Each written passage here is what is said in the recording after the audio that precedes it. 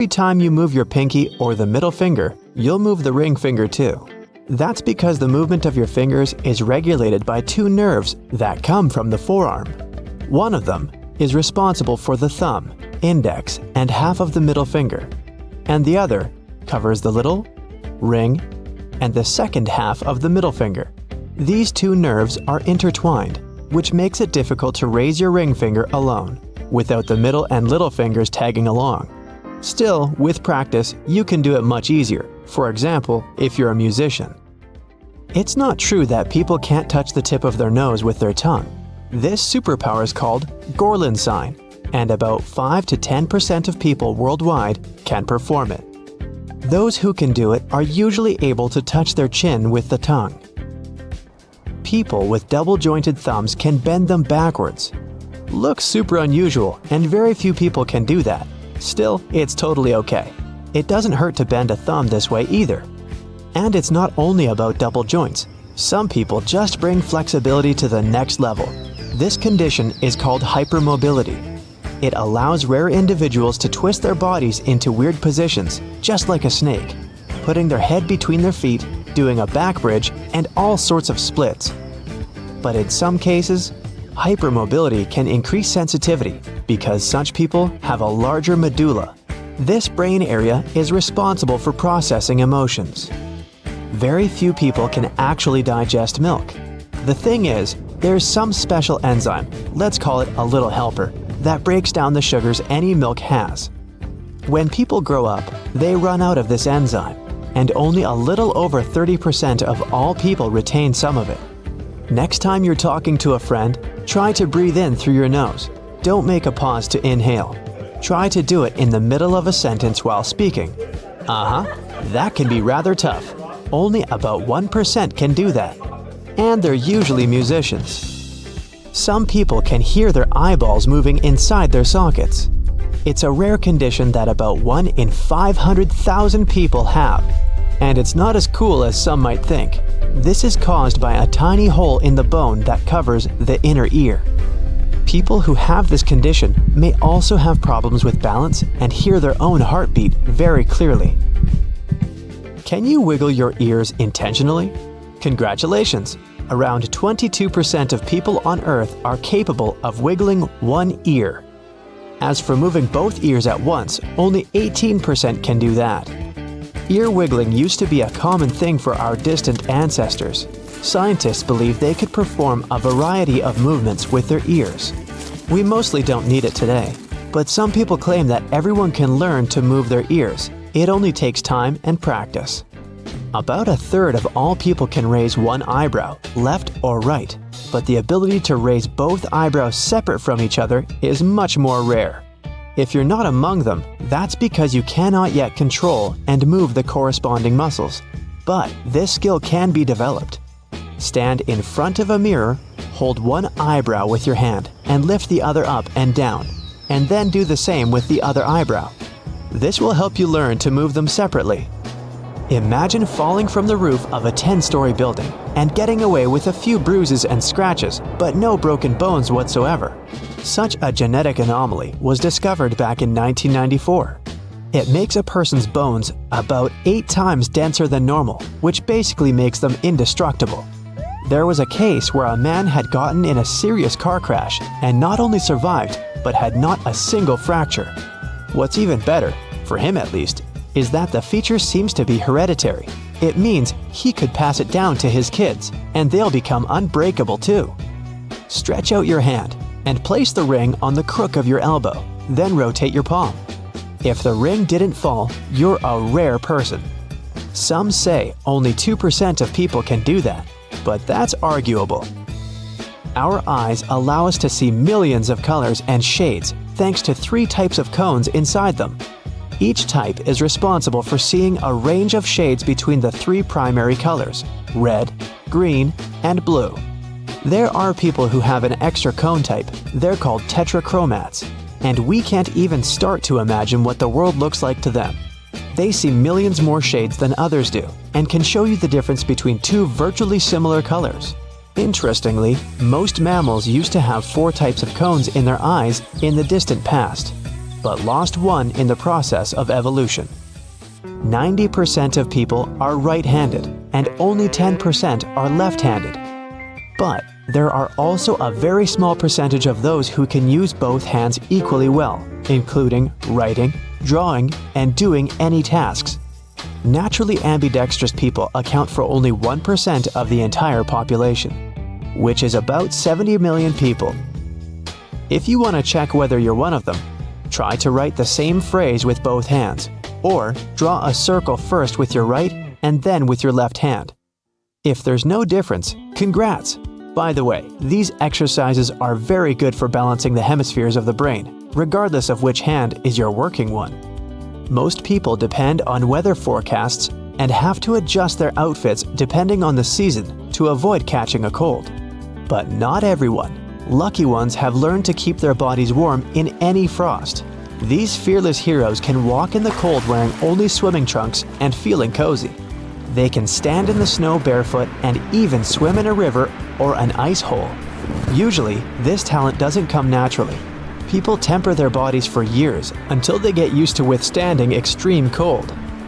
Stretch out your palms in front of you. Squeeze together all of your fingers except your thumb. Now spread the index and middle fingers and the ring finger with the pinky in different directions. Success? If so, you'd probably make a wonderful musician, because the nerves in your palms are well developed. Every day, people use their tongue to recognize different tastes and communicate with each other. But it's also a great tool for a bunch of tricks. Like I said at the beginning of this video, around 5 to 10% of people can touch the tip of their nose with their tongues. The current title of the world's longest tongue belongs to Nick Staubel from the USA. His tongue measures 3.97 inches, according to the Guinness World Records. There's also another contender whose name is in the Indian Book of Records for the tongue measuring a whopping 4.25 inches. But the average adult male tongue is only about 3.3 inches long, and the average female tongue is 3.1 inches. That's why most people can't perform the nose trick that easily. Tying a cherry twig in a knot is a popular party challenge, but only a few people can do it right and quickly. Al Glinetsky set the World Guinness record in June of 2014 when he made 14 cherry stem knots in 1 minute using only his tongue. If you want to try to beat his record, practice with patience and pick longer stems, around 1.5 inches long. There's plenty of tutorials on this topic at your service. Kekri Mudra is a term from yoga that means curling the tip of your tongue back in the mouth. Ideally, it should reach above the soft palate and rest at the beginning of the nasal cavity. This asana helps refresh the mind and body and overcome thirst, hunger, and anxiety. Some say it also helps become a professional lucid dreamer if you acquire a habit to fall asleep with Kekri Mudra every night. But most yoga beginners spend months and even years to reach into the nasal cavity, and if you can do it right away, you're the lucky one. Can you sit down on the floor and get back up without the help of your hands or knees? This simple challenge is called the sitting rising test. Although scientists argue whether this test is trustworthy in telling anything about your health, you can still use it to check whether your muscles and heart are strong enough. If you're unable to get off the floor without the support of your hands or knees, maybe it's time to return to the gym.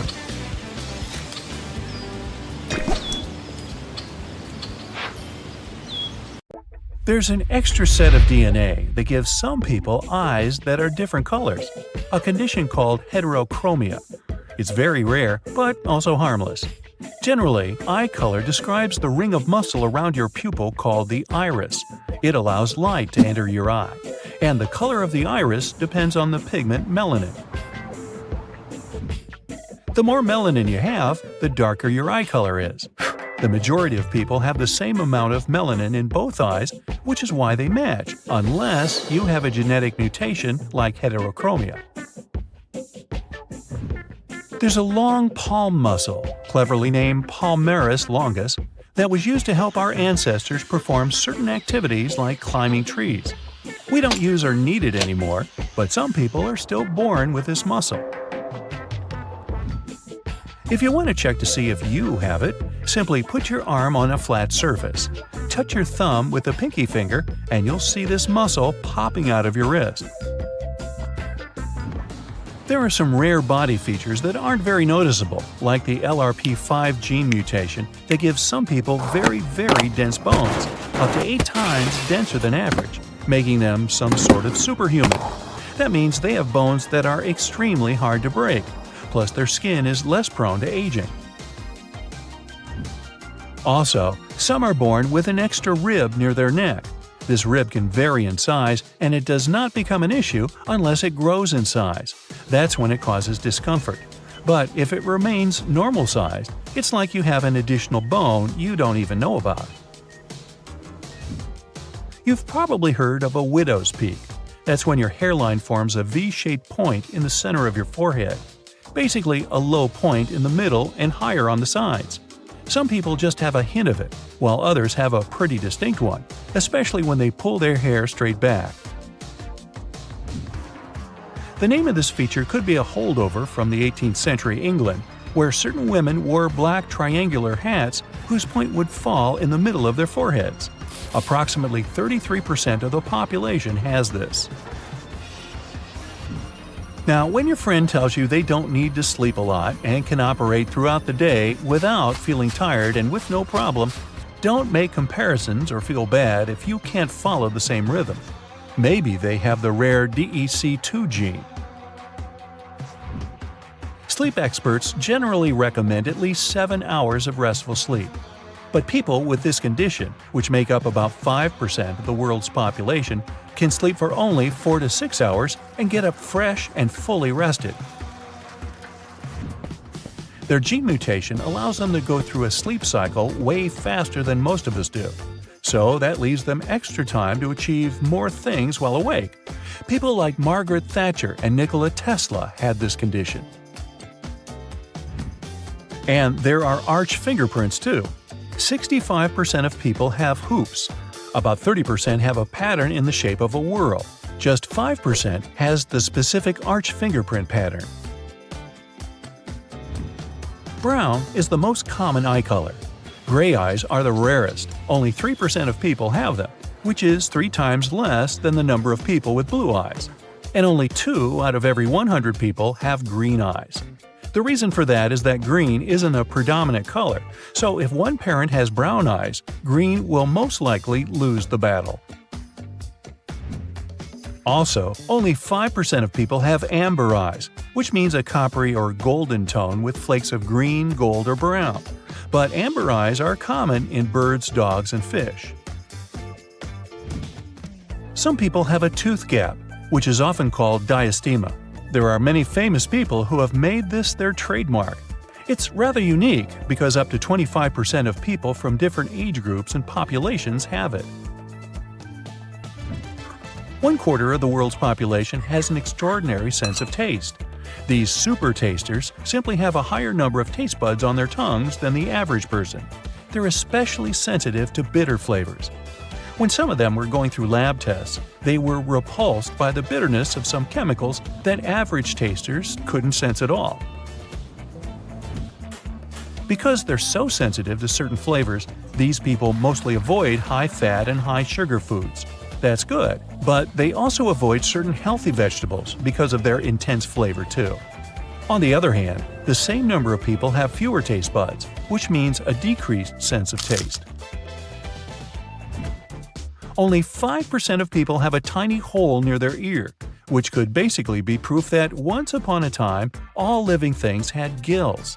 This extra hole doesn't have any particular purpose, and it's not dangerous.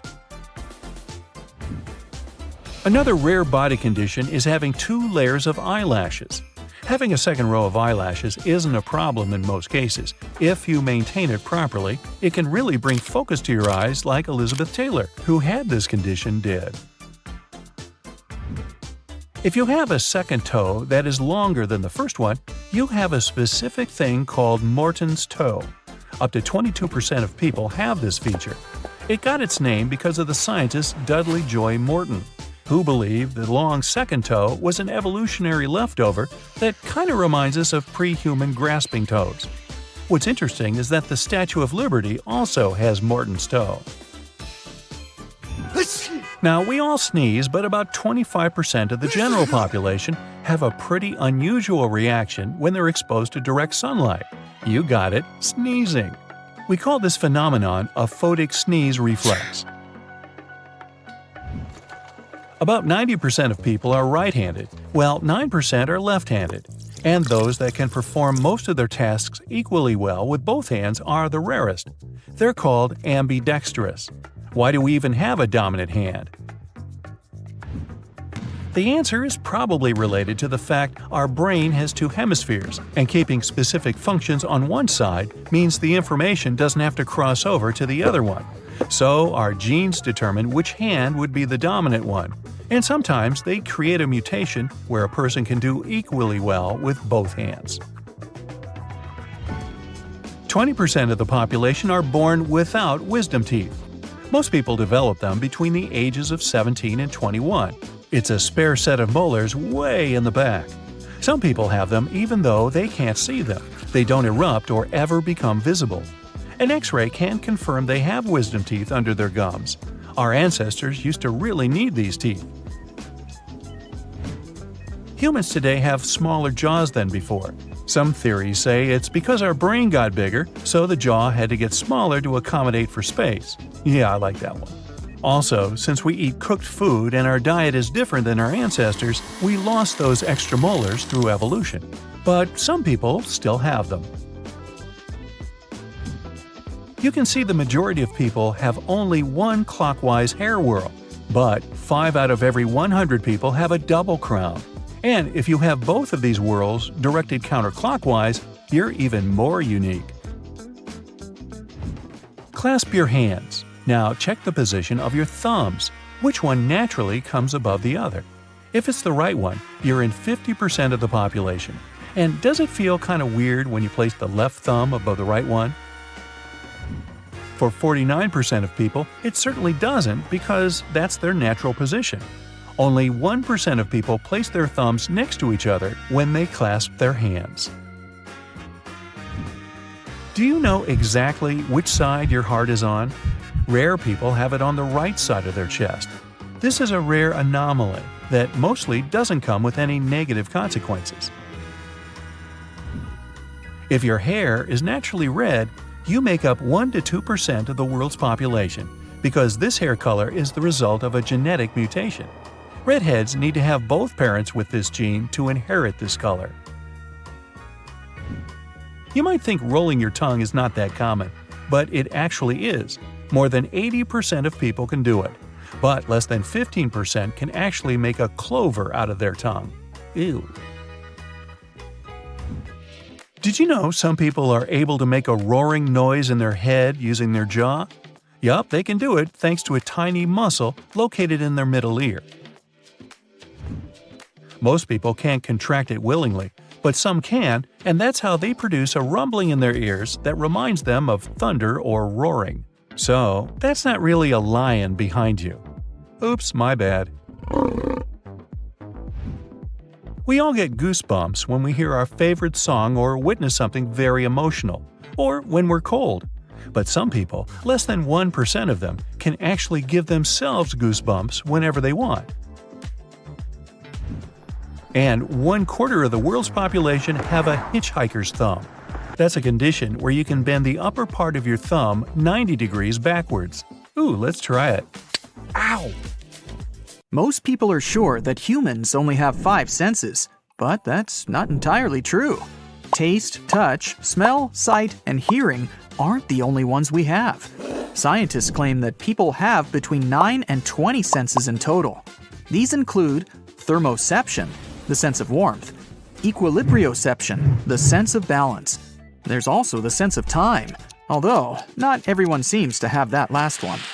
We used to think that there were just 8 different blood types, but in reality, there are over 30 known blood group systems.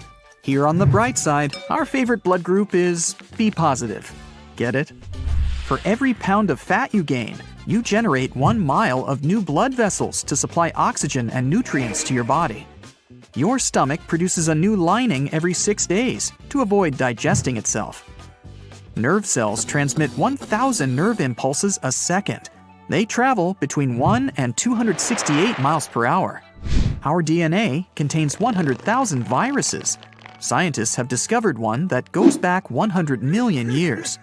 Your body emits visible light. You're the brightest at 4 p.m., and your glow is the least visible at 10 a.m. Unfortunately, this glowing is 1,000 times less intense than what your eyes can see. Sweat is mostly water mixed with proteins, sugars, ammonia, and a lot of other stuff. It even contains tiny amounts of trace metals like copper, zinc, nickel, iron, and so on. What makes sweat taste salty is the sodium it contains. Plus, the more salt you eat, the saltier your sweat is. Your body's trying to get rid of the excess, and the fastest way is to sweat it out. If you walked 2 miles per hour, you'd have to walk for 20 hours straight to lose 1 pound. And it would take you 518 days and 8 hours to circle the equator. Earwax isn't actually wax. It contains fat, skin cells, sweat, and dirt. Your brain gets 3 times bigger over the first year of life and reaches its full maturity when you're 25. 60% of it is fat. Your brain generates around 23 watts of electrical power, which is enough to run a small light bulb. Humans can't really multitask. Your brain can't perform more than one action at the same time. It switches between them, which doesn't save time as you might think, but increases the possibility you'll do something wrong and makes the process longer. When you have an exam to take, or you're at work trying to focus on an important task, try chewing gum. Research showed it can help you stay concentrated for longer on tasks that require your full attention. Studies even say that it's a better test aid than caffeine. There's nothing special in the gum, but the act of chewing wakes your brain up. The effect doesn't last long though, just for 20 minutes. Embryos develop fingerprints at 3 months. Your bones are 4 times harder than concrete. The strongest bone in your body is the femur. It can support up to 30 times the weight of a grown-up person. Even crazier is that our bones are made up of composite material, meaning they're both hard and elastic at the same time. Sunburn is the result of radiation exposure.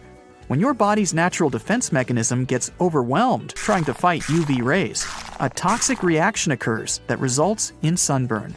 Goosebumps are an evolutionary reflex left over from our ancestors.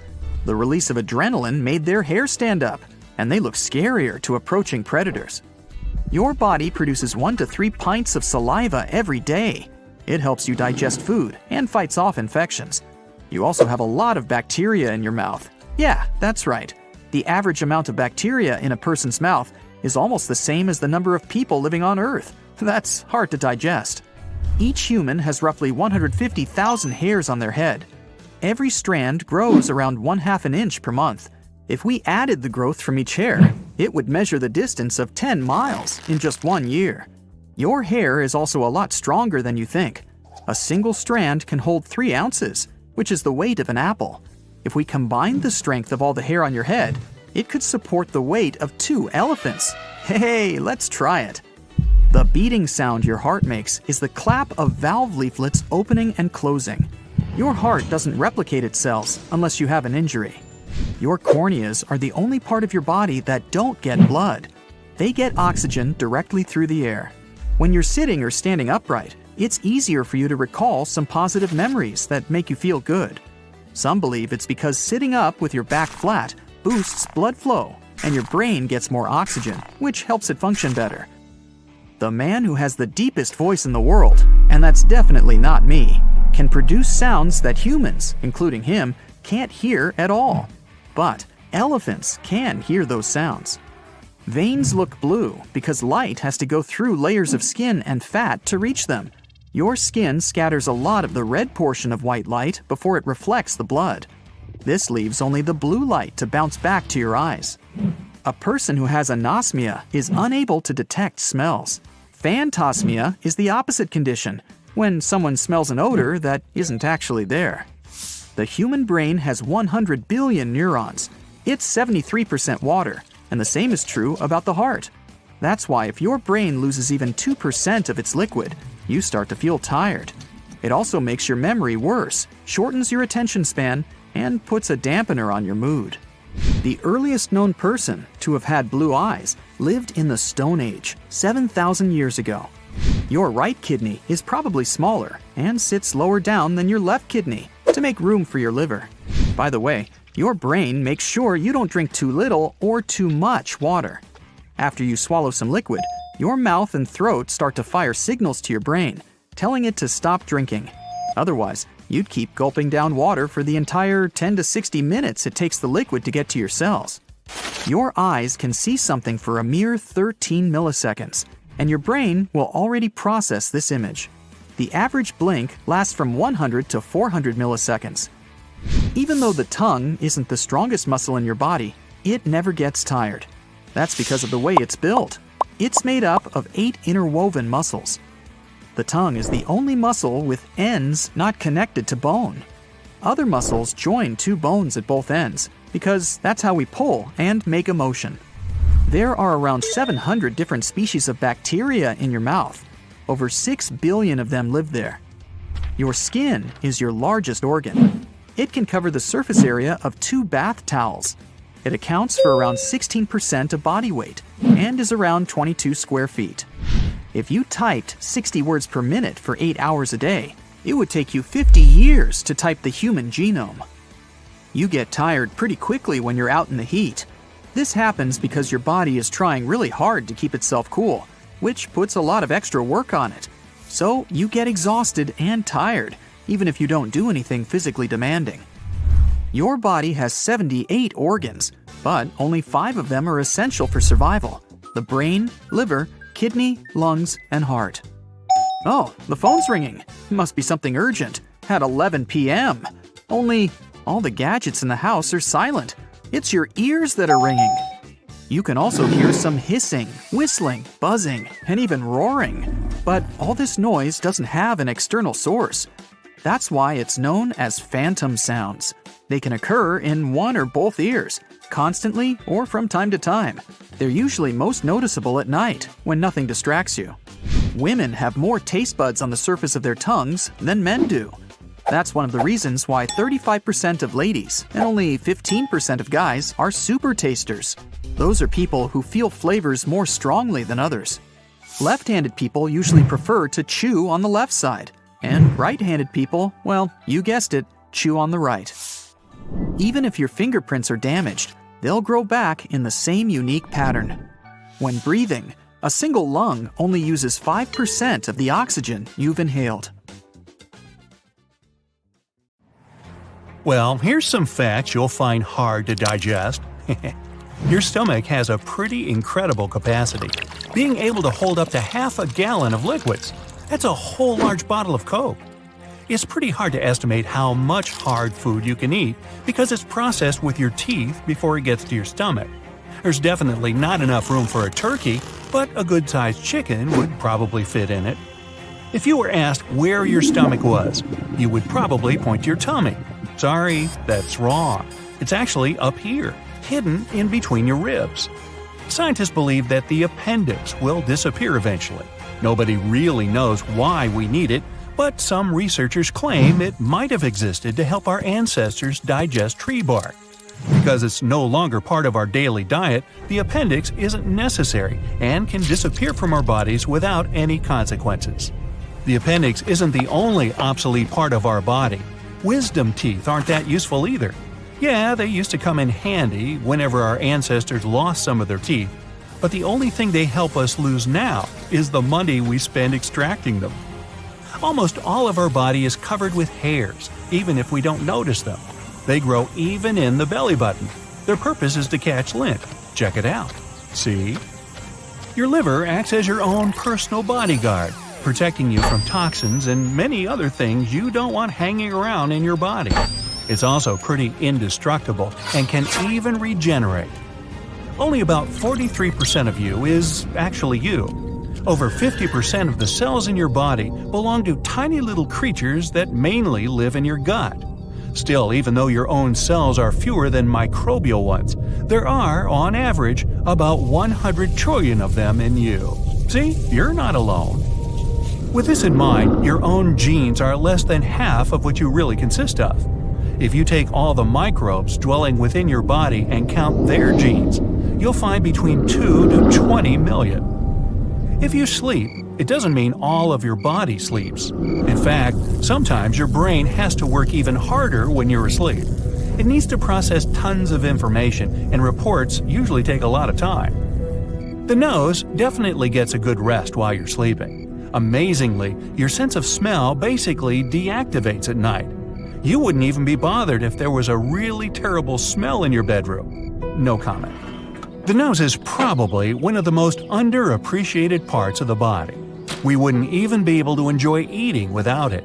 About 80% of the taste of any food is thanks to the nose and its ability to recognize odors. If you hold your nose while eating, you will taste almost nothing. With no sense of smell, you're likely to recognize food mostly by texture. So an onion might seem no different than a big refreshing apple. Scientists used to believe we could distinguish about 10,000 smells, but they were wrong. Recent research showed that people are actually able to distinguish between more than 1 trillion smells. We also remember them better than anything else, and smells can even evoke some distant memories. Your nose just doesn't help you breathe and catch odors, it filters the air for sensitive throats and lungs. If we inhale dry air, the nose moistens it, cools it, and heats it if it's necessary. Also, the nose cleans the air of dirt. When you age, your brain is gradually reducing in size. By age 75, it's much smaller than at 30, and it starts shrinking by the age of 40.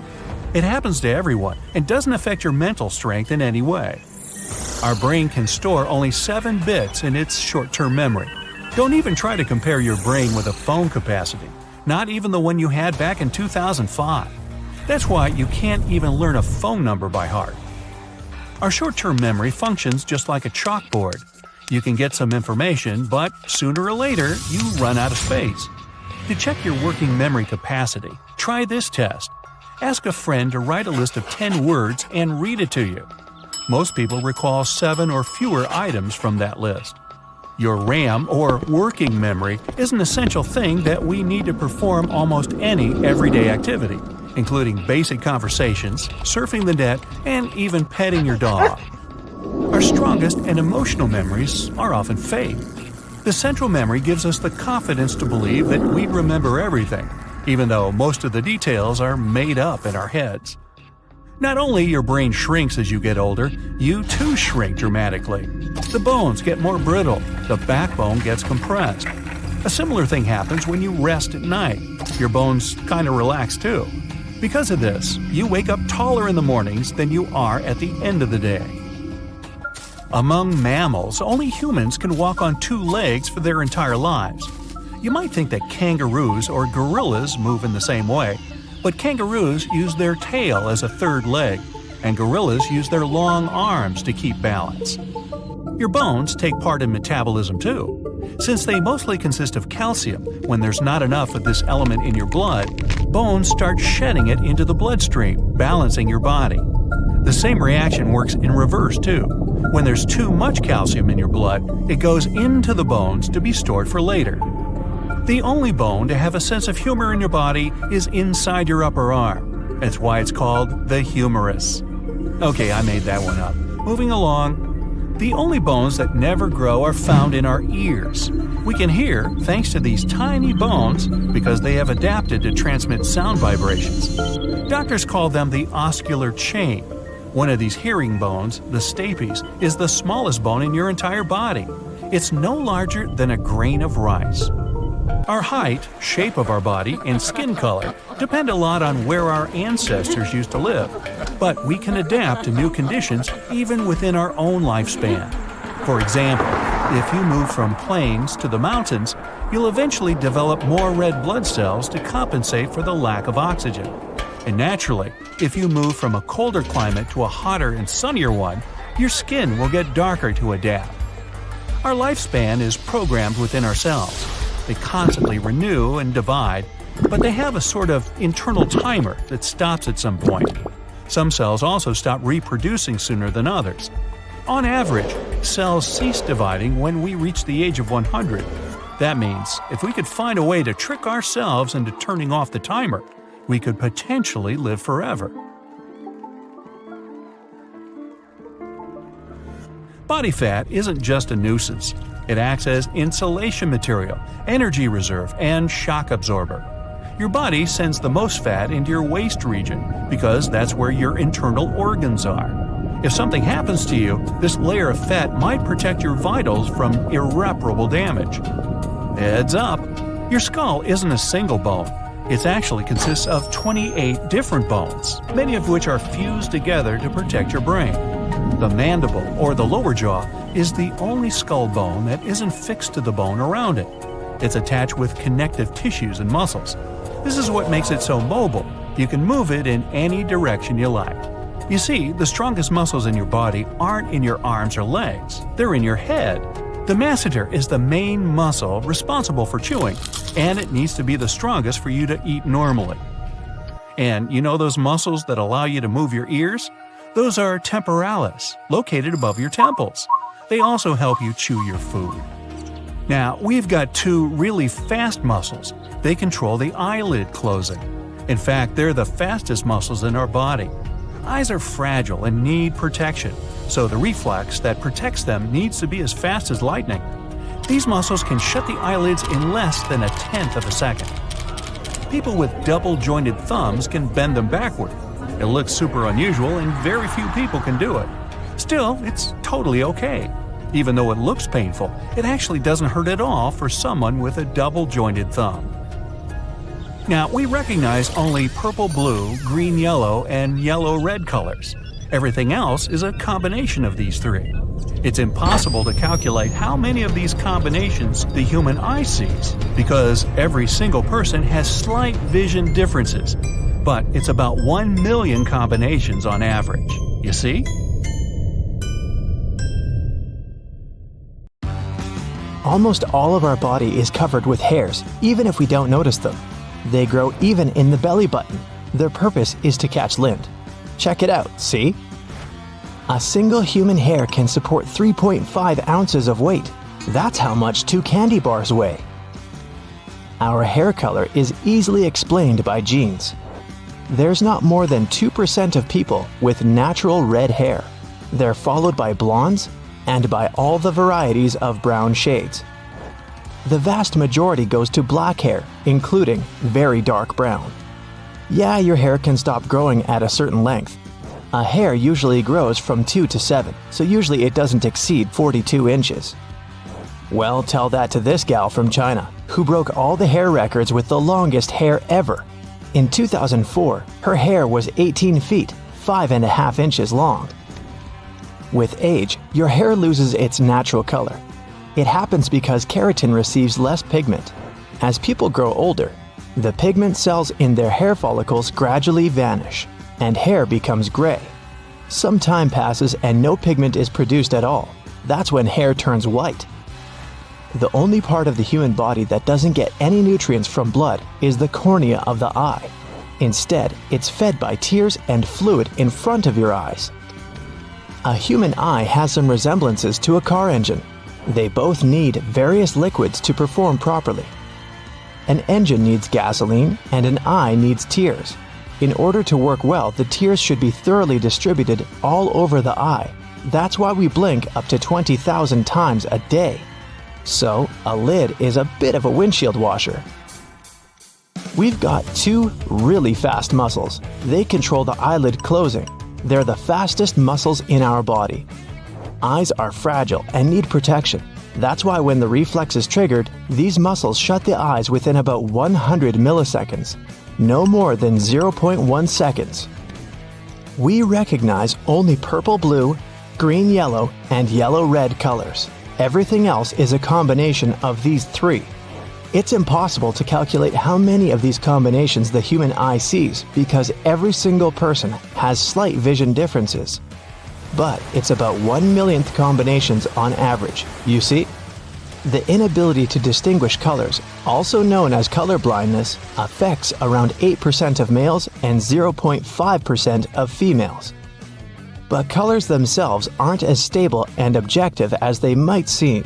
Multiple tests have shown that people experience colors differently. depending on many factors such as geographical location, language, and gender, to name a few. It means that you can enjoy the same sunset with your friend and see completely different colors without even knowing it. Just like fingerprints, your eye color is unique. It can even affect the way you perceive light and make your vision one of a kind. To understand how this is possible, you gotta figure out how the eye color is formed. This is the iris, the colored part of the eyeball. The iris contains pigmentation, and its content determines what eye color you have. Every human has a slightly different amount of pigmentation. That's why you won't find two people with identical eye colors. 3 specific genes in your body are responsible for melanin levels and determine pigmentation. Blue and green-eyed people have less melanin in their iris, and those who have more melanin have darker eye colors, like brown and hazel. Some rare people have beautiful, deep black eyes, but this is only an optical illusion caused by the abundance of melanin. Pure black iris doesn't exist in nature. Although these eyes look very dark, they're actually dark brown. Studies have proved that eye pigmentation impacts your vision. No matter how dark or light your eye color is, people with lighter eye colors are more sensitive to light, which may cause them to feel uncomfortable on sunny days. If you have a light eye color and have to squint when you go outside, don't forget to put on sunglasses. Your irises contain less pigment that serves as protection from the sun's rays. But since melanin acts like natural sunglasses, you have better night vision compared to dark-eyed people. On the contrary, if you have a darker eye color, your eyes can cope with bright light better during the daytime. Dark-eyed people should feel more confident while driving at night because they don't get blinded by car headlights that much. Your peripheral vision is almost completely black and white. It's because you have more color-detecting cones in the center of your retina than at the sides. Women can distinguish more colors than men because they have 2 X chromosomes, and men only have 1. Even if something is wrong with one of the chromosomes, a woman can still see colors correctly. That's why women are rarely colorblind. There must be at least some photos where you have red eyes. When the camera flash goes off, your eyes aren't prepared for such an influx of light. Your pupils remain dilated, which is why the light gets reflected off the red blood cells of the choroid. This is a layer of tissue at the back of your eye that nourishes your retina. The weird-looking flies you see right in front of your eyes every now and then are eye floaters. You see them because of tiny structural imperfections in one particular part of the eye that gets in the way of light. They get worse with age. You spend 10% of the time when you're awake with your eyes closed. It's all those times you're blinking. Humans are capable of using echolocation like bats and dolphins. With some training, you can find your way in complete darkness, analyzing the surroundings by sounds bouncing off objects. Dope! Need to practice that. About 6% of people can vibrate and rapidly shake their eyeballs back and forth. It doesn't mean something's not right with their eyes, it's just a unique trick they can perform. The main purpose of eyelashes is to shield your eyes and protect them from sand, moisture, dust, and debris in the air. Your eyelashes sense when something comes up too close to your eyes, like an insect flying towards you, and trigger your blink reflex. Blinking also helps when you need to flush out some tiny particles or debris stuck in your puncta. Those are small openings you have in your eyelids. That's where the tears get pumped out. Your eyebrows stop sweat from running directly into your eyes. Your skin there and the shape of your bones also work together to direct the sweat towards the sides of your face. Onions produce a special chemical irritant. It stimulates special glands in your eyes, causing them to release tears. The nose is probably one of the most underappreciated parts of the body. We wouldn't even be able to enjoy eating without it. About 80% of the taste of any food is thanks to the nose and its ability to recognize odors. If you hold your nose while eating, you will taste almost nothing. With no sense of smell, you're likely to recognize food mostly by texture, so an onion might seem no different than a big, refreshing apple. Scientists used to believe we could distinguish about 10,000 smells, but they were wrong. Recent research showed that people are actually able to distinguish between more than 1 trillion smells. We also remember them better than anything else, and smells can even evoke some distant memories. Your nose doesn't just help you breathe and catch odors, it filters the air for sensitive throats and lungs. If we inhale dry air, the nose moistens it, cools it, and heats it if necessary. Also, the nose cleans the air of dirt. Your nostrils don't work with the same efficiency all the time. When you breathe, one nostril does most of the work, and they switch every couple of hours. 18% of people can move both ears at the same time, while 22% can move one ear at a time. People who can do it use weak vestigial muscles we got from our ancestor humans, who had this trait in common with cats. Some people can produce a roaring noise in their heads. All they have to do is tense their ears or jaws.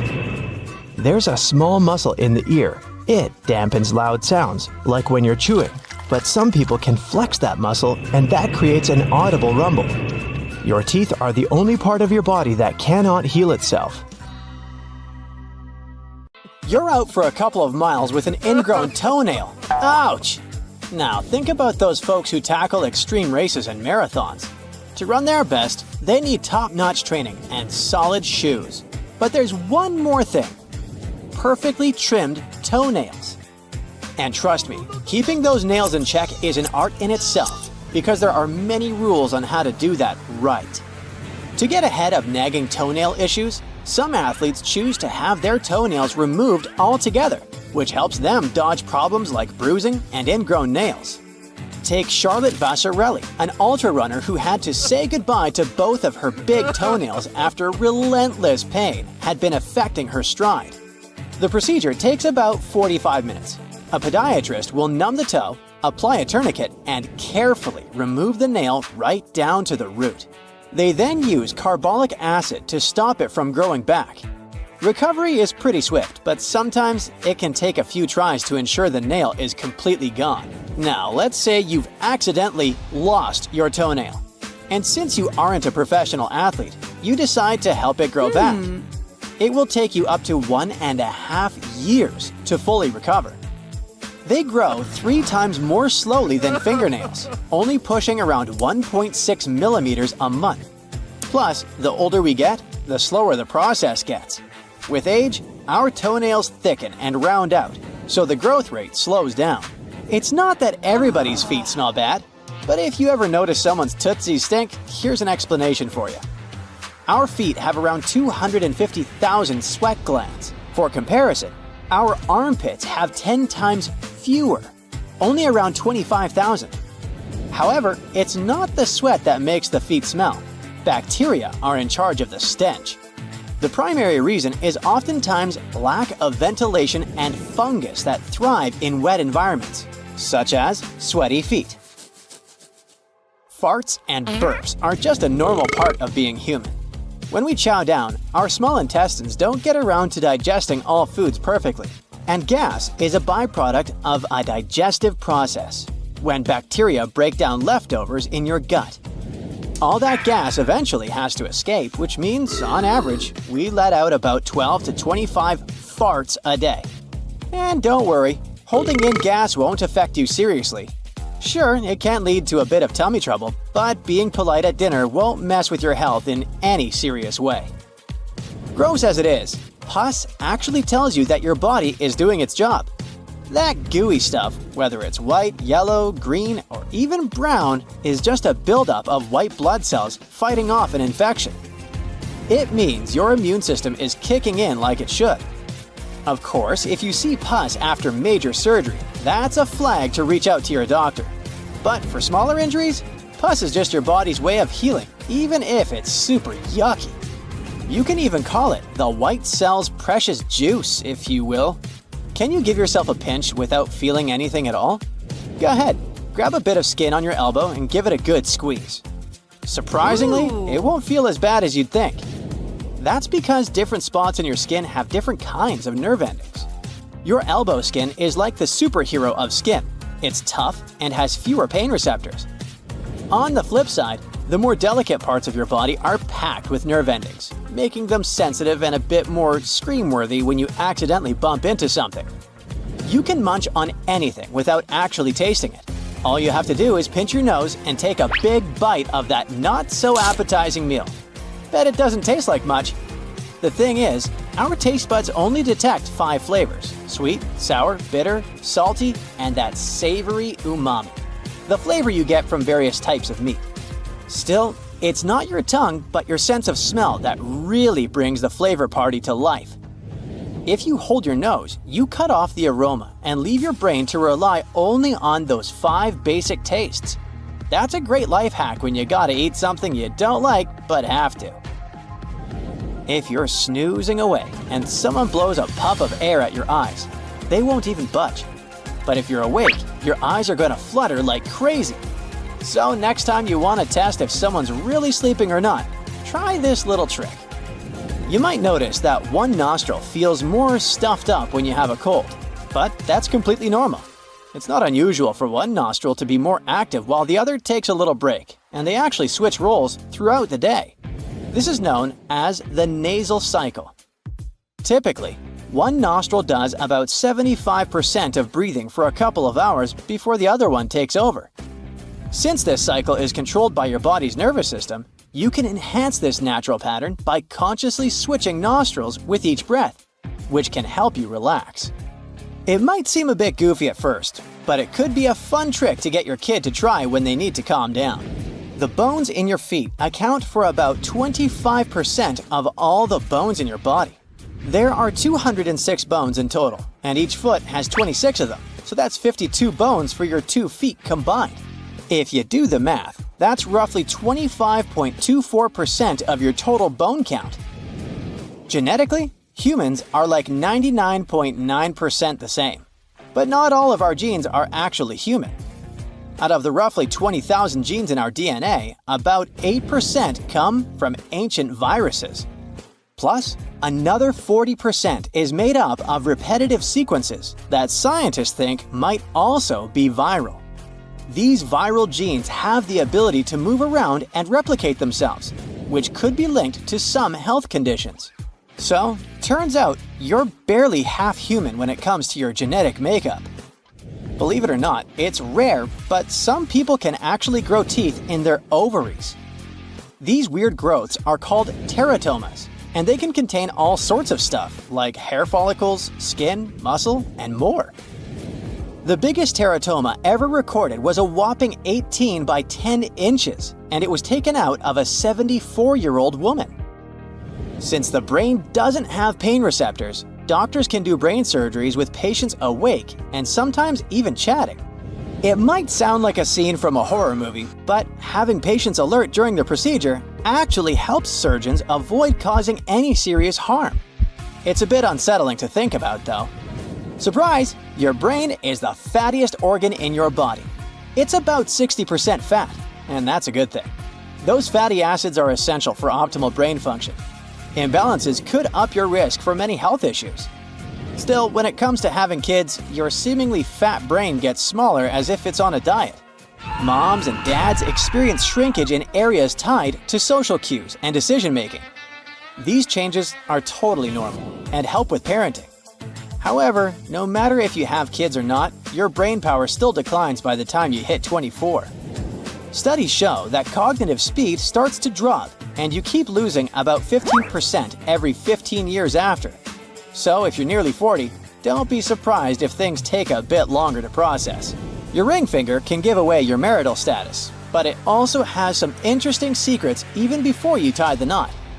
Back in 1998, evolutionary biologist John Manning found out that if your ring finger is longer, it might mean you had higher levels of prenatal testosterone.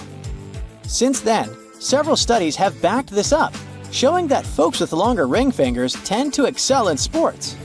If you've just checked your palms and your fingers are really long, don't be too fast to judge. Not all scientists agree with that. However, there's some proof that men with longer ring fingers can be a bit angrier than other people. Maybe that's why boxing gloves resemble mittens, to keep you guessing about who the real champ is. Take a look at your fingernails. Are they a bit ridged? There are a bunch of reasons why that might happen, and it has nothing to do with your manicure skills. To start with, know that your fingernails might be a good indicator of any health problems. But those vertical ridges are normal, especially when you get older. It's your skin's way of showing it needs to slow down. New skin cells don't get produced as rapidly as they used to, so you get this texture on your fingernails. However, if this is just one of many other weird symptoms, it might be more than just a sign of aging. For instance, it may be a sign of a chemical imbalance, which can give you vertical ridges, but also make your nails look spoon-shaped. Don't put stuff in your ear. You know that. Even with Q-tips, you should always be gentle when using it. Otherwise, you could end up causing more harm. What's even more interesting is that sticking things in your ear can trigger a weird coughing mechanism, also known as the Arnold's ear cough reflex. Turns out that the ear has a say in coughing because of the vagus nerve, this long nerve road from the brain to the belly. It taps the ear, handles the voice box, and takes a detour to the stomach. This nerve runs all sorts of daily activities without us being able to control it, from speaking to eating, and even bathroom breaks. Now, the part that connects it with the ear is Arnold's nerve. This one deals with touch sensations. Stick something in your ear and it can get triggered. And it's precisely that tickle sensation that can make you cough. Think of it as a brain blip, tricking your body into believing it's got something in the throat. You end up coughing as a way to kick out the imaginary intruder. You might be missing a muscle in your arm too. But it's okay. You are most likely born that way, and you're also one of many. It's called the palmaris longus tendon, and about 14% of the population doesn't have it. Here's how you can test it out. Gently flex your wrist and touch your pinky with your thumb. If you can see a little tendon protruding on the inside of your wrist, you've got it. If you don't, that's fine. For the most part, this muscle doesn't increase the performance of our arm. Here's another little experiment you can safely try at home. Check which one of your nostrils is your favorite, even though you probably didn't even know you had one. Stand in front of a mirror, breathe out through your nose, and watch how the fog forms. Sure, there will be 2 marks on the mirror, but for most people, one's gonna be bigger. That's because we usually breathe more from one nostril at a time. Some doctors say that about 75% of our breath comes from one single nostril. It also switches sides during the day, in a process called the nasal cycle. So why not both nostrils at once? Well, it's generally believed to be all about moisture, preventing one side from getting too dry. The only time you might be able to notice the difference is when you're trying to fall asleep. Lie on your right side, and you'll see that gravity makes one part of your nose work harder. Speaking of sleep, whenever you're trying to get some rest at a new place, only a part of your brain will actually get some quality sleep. That's because our brains are wired to remain a bit more alert when we're in an unfamiliar place. This discovery explains why we often wake up feeling groggy after a night in a new apartment. This is a feature we share with birds and sea creatures who can half sleep, keeping an eye out. Back in the day, sleep researchers noticed this and named it the first night effect. Whenever someone participated in a sleep study, they noticed the quality of their rest was so bad they had to trash the data. But after the first night, it seemed to level up. We do this because back in ancient times, the chances of getting attacked by predators during the night were way higher. So it made sense to keep that part of the brain on guard for any dangers. Unfortunately, there's no switch to flip this off. So after a night in a new place, just know you'll need way more coffee. And maybe hit that subscribe button to stay updated with our newest videos for a nice pick-me-up in those snoozy days. It's possible that each time you're getting ready for a workout, your heart is already acting up, even though you aren't technically moving your muscles yet. That's because of an effect called anticipatory rise. In simple terms, it's like your brain is sending directions to your heart, telling it to get ready. These directions come in the form of chemicals, like noradrenaline and adrenaline. It's helpful because that kick in heart rate means more blood pumping out every minute, which is good for your muscles. The increased blood flow delivers oxygen and prepares your muscles to put in the required effort. The better shape your heart's in, the smoother this whole process goes. All of us have heard stories about regular people being able to lift heavy objects in stressful situations. You know, like a mom being able to lift a car to save her kid. Some are calling it hysterical strength. And it can't really be tested out in a lab because you can't just fake a sense of imminent danger. It's more about real, spontaneous moments that somehow trigger this hidden superpower. Well, even though it sounds like people are lifting a ton of weight, they're not that strong. Take the classic car lift scenario. You'd think they're lifting the whole car, but it's more like lifting a part of it. Most wheels are still on the ground. Plus, cars aren't evenly heavy everywhere. The engine's the densest part, not the area that's often being lifted. As for the hysterical strength, it's more about realizing we're stronger than we think. Our muscles usually use the least effort needed for everyday tasks. But when we need to go all out, we can recruit more muscle power. You see, our bodies are very efficient. Why use all our muscles when lifting a coffee cup? Even when we feel exhausted, chances are we're not. Researchers say we might only use 60 to 80% of our muscle strength, and that's reserved for top athletes. Apart from efficiency, our brains also don't go full power on our muscles because of a built-in safety mechanism. If we used all our strength, we could easily hurt ourselves. The simple game of peekaboo isn't just a fun pastime for babies. They love it so much because it can help with their development. You see, it's not just about covering and uncovering faces. It helps them better master the skill of visual tracking. It's also useful for understanding the concept of object permanence. Just because they can't see something, it doesn't necessarily mean it's gone forever. This knowledge that objects exist even if they're out of sight will increase their problem-solving skills when they get older. Playing peekaboo is also a good way to exercise various positive emotions. They go from surprise to anticipation to excitement and happiness. Some say they can do just fine with just 4 hours of sleep every night. But scientists say most of us adults need a good 6 to 8 hours. And the reality is that anything less than this average can lead to serious sleep deprivation. That is, of course, if you're not one of those super sleepers. These people are magical beings who thrive on less than 6 hours of sleep each night. They function properly on that little, but they also naturally wake up after just 4 or 5 hours. Only 1 to 3% of the population can claim that title. Also, no, it's genetic. You can't train yourself to be one. The heart continues beating on its own for around 3 minutes after being separated from its owner. It occurs because of a phenomenon called self-excitation, when something generates its own energy. When we appear in this world, we have 300 bones, but with time, some of them fuse, leaving us with around 206 bones. And still, some have extra bones in their skull structures. Those are Wormian bones, which are basically extra bone pieces found within the joints of the skull. If you laid flat the respiratory tubes in the lungs, they would cover an area as large as a tennis court, all thanks to 33 generations of branching. The brain is as cool as the lungs. It has 86 billion neurons, nerve cells that send messages all over your body and allow you to do everything from breathing to talking, eating and thinking, or doing sports.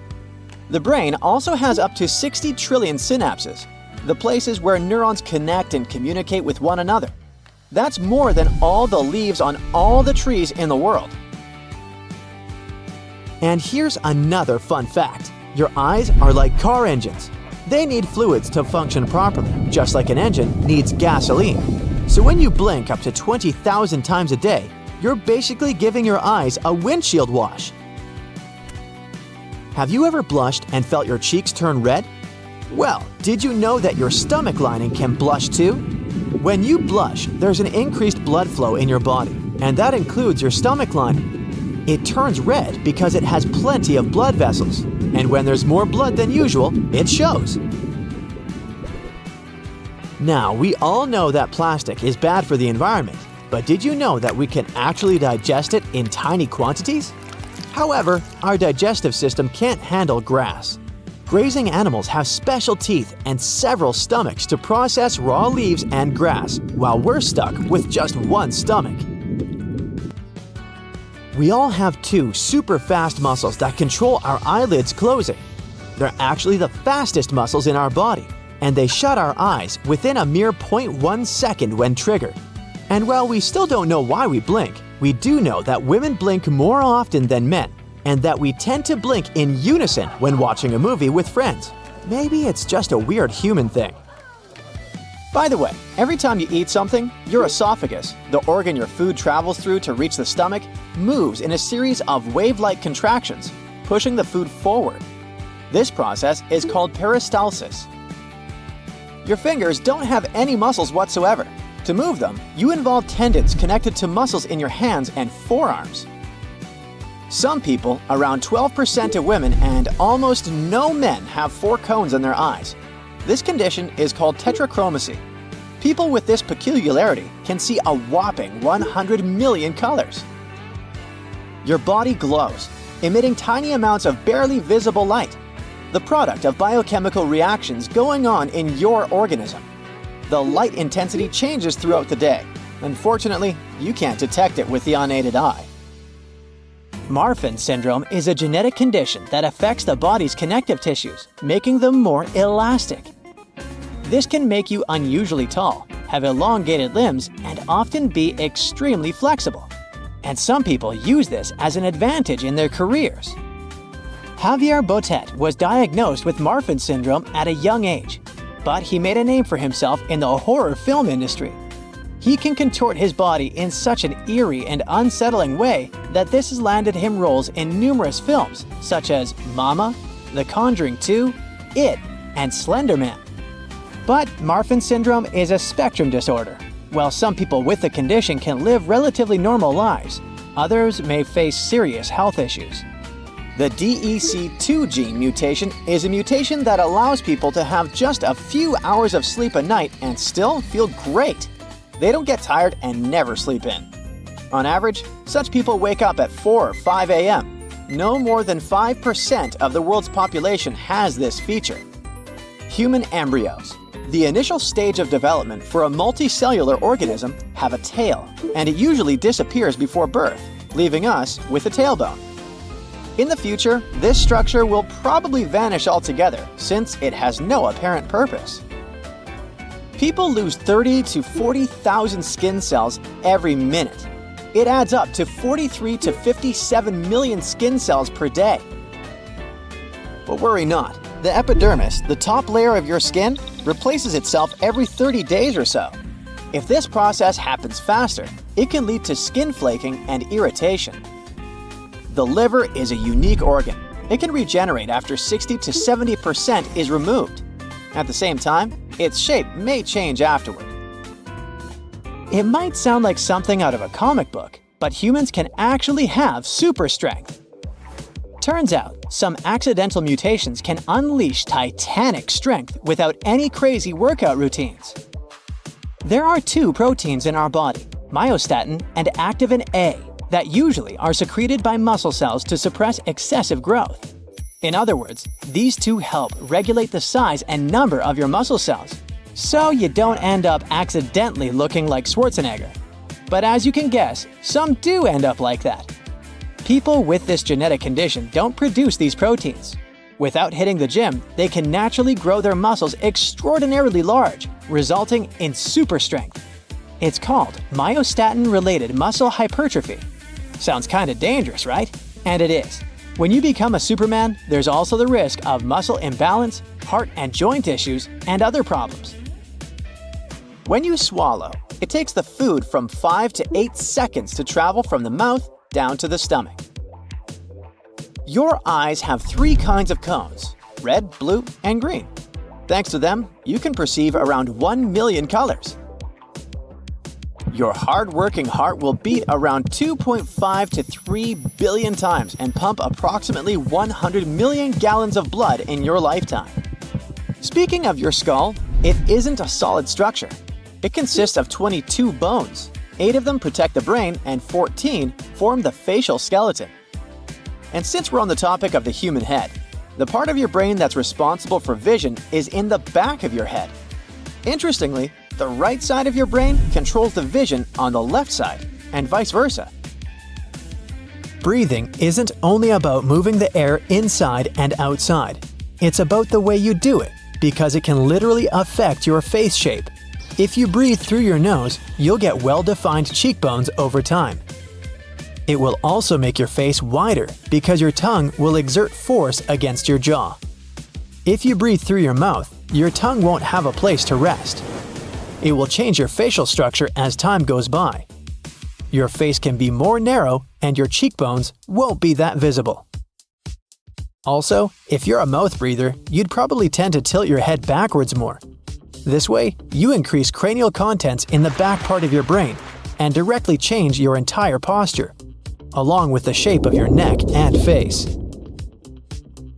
It's possible to taste your food without saliva. That's because the chemicals in your food must be dissolved in saliva before they get detected by your taste buds. By the way, each of your taste buds works as a mini-computer. It consists of up to 100 cells that analyze taste information. Anyway, speaking of food, eating too many carrots can indeed make your skin orange because of the high amounts of beta-carotene this vegetable contains. If you have too much of this compound in your bloodstream, it'll gather in parts of your body with thicker skin, such as the soles of your feet, knees, elbows, palms, and even certain areas around your nose. But you can easily reverse this condition by eating fewer carrots. The chin muscles, aka the mentalis muscles, look like creepy, tiny tentacles. And still, they make it possible for you to create different facial expressions involving the lips, chin, and cheeks. Your small intestine is actually not so small. It's taller than you are, measuring from 9 to 16 feet. The cornea, that transparent front cover on your eyes, doesn't have any blood supply. It receives oxygen directly from the air. Our lungs are the only organs that can float on the water. All because they're made up of around 300 million balloon-like structures called alveoli. Your bones are 4 times harder than concrete. The strongest bone in your body is the femur. It can support up to 30 times the weight of a grown-up person. Even crazier is that our bones are made up of composite material, meaning they're both hard and elastic at the same time. The outer layer of your skin is thicker on your feet than on other parts of your body. The heart has its own electrical system and can continue beating even when it's disconnected from the body. The average lifespan of one eyebrow hair is 4 months. We spend 40% of our life with our eyes closed. Most of that time is when we're sleeping, but don't forget to count blinking too, or while driving. In an adult, the blood makes up 7 to 8% of the total body weight. About 55% of your blood is liquid plasma. The rest is red and white blood cells and platelets. They form clots and prevent bleeding. The density of your brain increases throughout your whole life, all because new neural connections pop up. And they appear because the structure of your brain keeps changing too. The same process of changing will occur to your feet too. They're likely to become bigger with time. When people grow older, ligaments and tendons in their feet weaken. This makes the arches flatter and feet become wider and longer. People who live to be 110 years and older have more immune cells, called T helpers, than the average person. These cells are likely to protect them from viruses and other health problems. The human brain is sometimes called a random thought generator for a reason. More than 48 thoughts appear in your brain in just 1 minute. It's almost 3,000 thoughts per hour and 69,000 per day. You know these before and after makeovers? Well, if you saw a pic of an average human who lived about 1 million years ago, compare it to a pic of an average human who lives today. you'd be astonished. And get this, it's a makeover performed by Mother Nature. Like back in the day, the earliest human species were basically tiny with long arms and short legs. They needed a big digestive tract to handle all those plants they were chowing down on, and their rib cages were super wide to make room for all the organs breaking down their food. Time went by and some of these humans started adapting to hot climates, and they all got narrow and leggy to stay cool. They started eating meat and other quick-to-digest foods, which meant they could have smaller digestive tracts and use more energy for their tall bodies and big brains. And when humans spread to colder climates, they evolved short, wide bodies to conserve heat, but they still love their raw meat and cooked food, which could be easily processed in a short digestive tract. Check out this skeleton of an 8 to 9-year-old Homo erectus kid from East Africa. He was already 5 feet 3 inches tall and weighed 106 pounds. If he had grown up, he could have been almost 6 feet tall. His lean body was perfect for hot, dry environments. And then there were the Neanderthals, who were only about 5 foot 4 inches tall on average. They had short, broad bodies that were great for dealing with winter cold and even ice ages. Speaking of the brain, it can decide what sounds to focus on when you're in a loud place. Thanks to this ability, you can shut out all other voices and concentrate on the person you're listening to. In most cases, hiccups are harmless and resolve by themselves within a couple of minutes. But if you want to avoid this condition, you should know that it might occur because of temperature changes. There's a bond between your digestive system and your brain, the gut-brain axis. This is the main reason why stress or brain issues can affect the way your body digests food. These days, humans have softer diets and, consequently, smaller jaws. That's why wisdom teeth aren't really necessary, and around 20% of people don't have all 4 of them. The vomeronasal organ helps some animals detect pheromones. Some have vestigial VNO too, but it's mostly non-functional and is likely to disappear with time.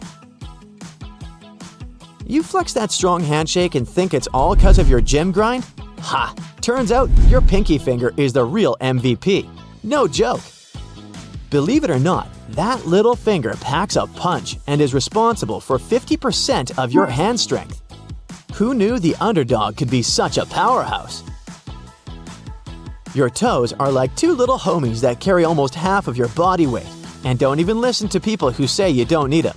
Your toes are the most important guys when it comes to walking and pushing you forward. Our hair color is easily explained by genes. There are not more than 2% of people with natural red hair.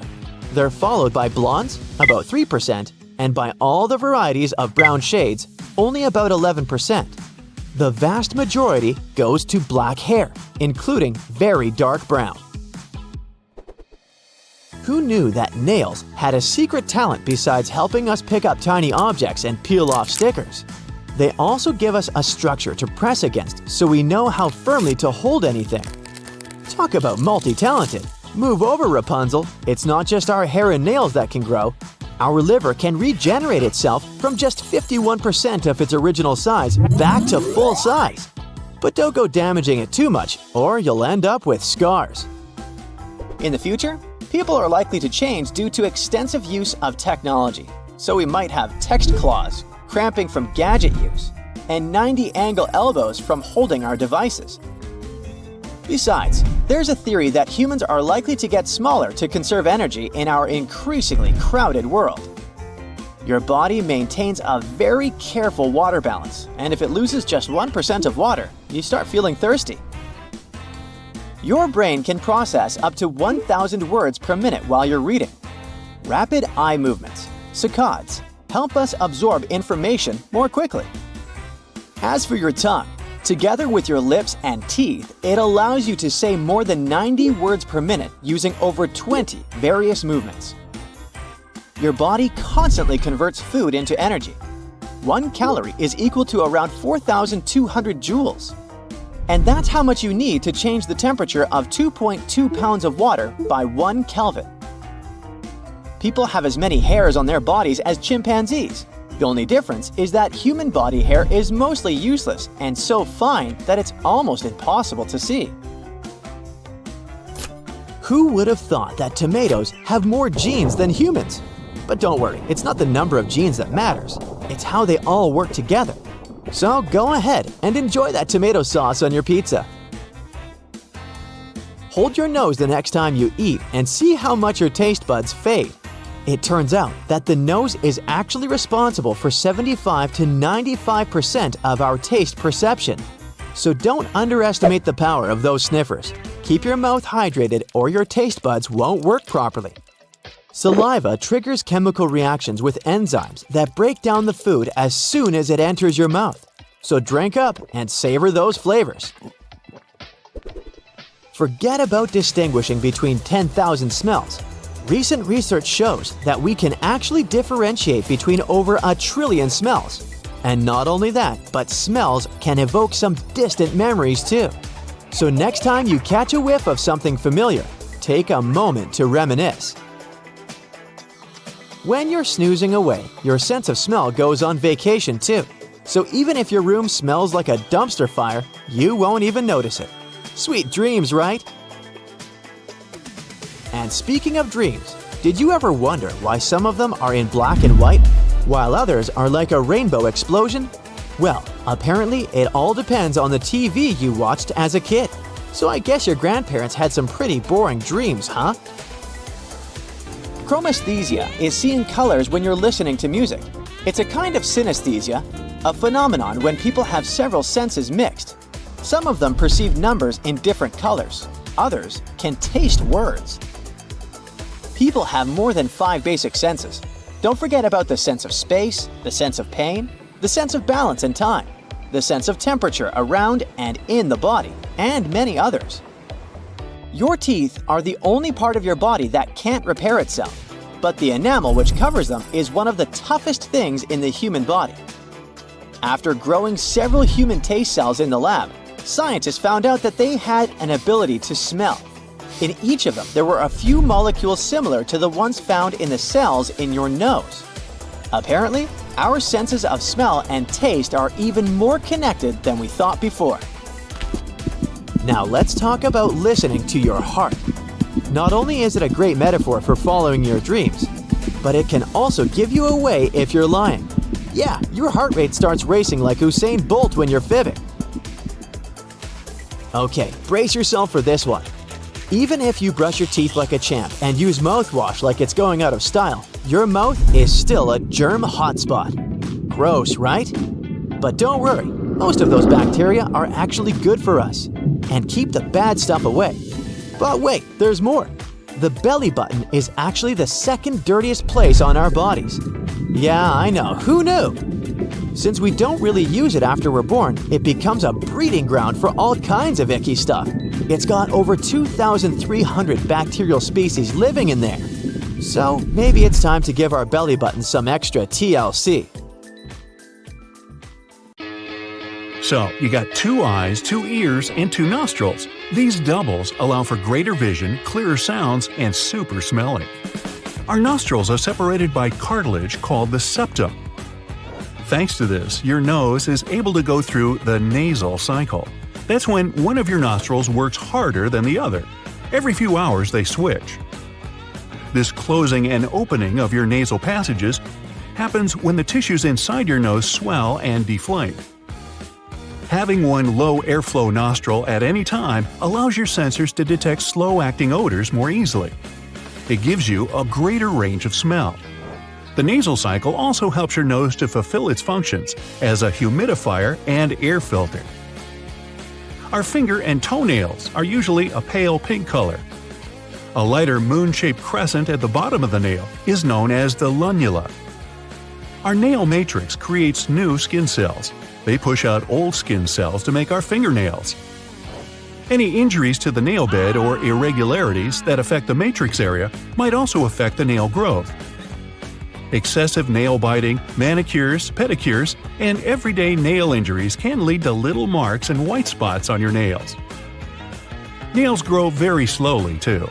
A fingernail can take anywhere between 6 and 9 months to regrow completely. And a toenail takes between 12 and 18 months. It means that the white spots on your nails might be the result of an injury, which could have happened several months before you noticed something was wrong. Brushing your teeth too hard is possible, and it's not good for your teeth at all. It's likely to wear down the enamel and make them sensitive to hot and cold food and drinks. Teeth don't repair themselves, so you've got to take care of them. To develop a new habit, you'll need around 2 months. It usually takes around 66 days on average for the habit to stick. Our heads produce a lot of oil and skin cells. Every minute of the day, people lose around 30,000 to 40,000 skin cells, even when they're not moving. You have around 10,000 taste buds, but there are people, they're called super tasters, that have even more than that. Thanks to this unusual ability, sweet things like oranges, strawberries, and candies are almost too sweet for them. As for bitter things, for example broccoli, cabbage, spinach, grapefruit, or coffee, they're simply overwhelming.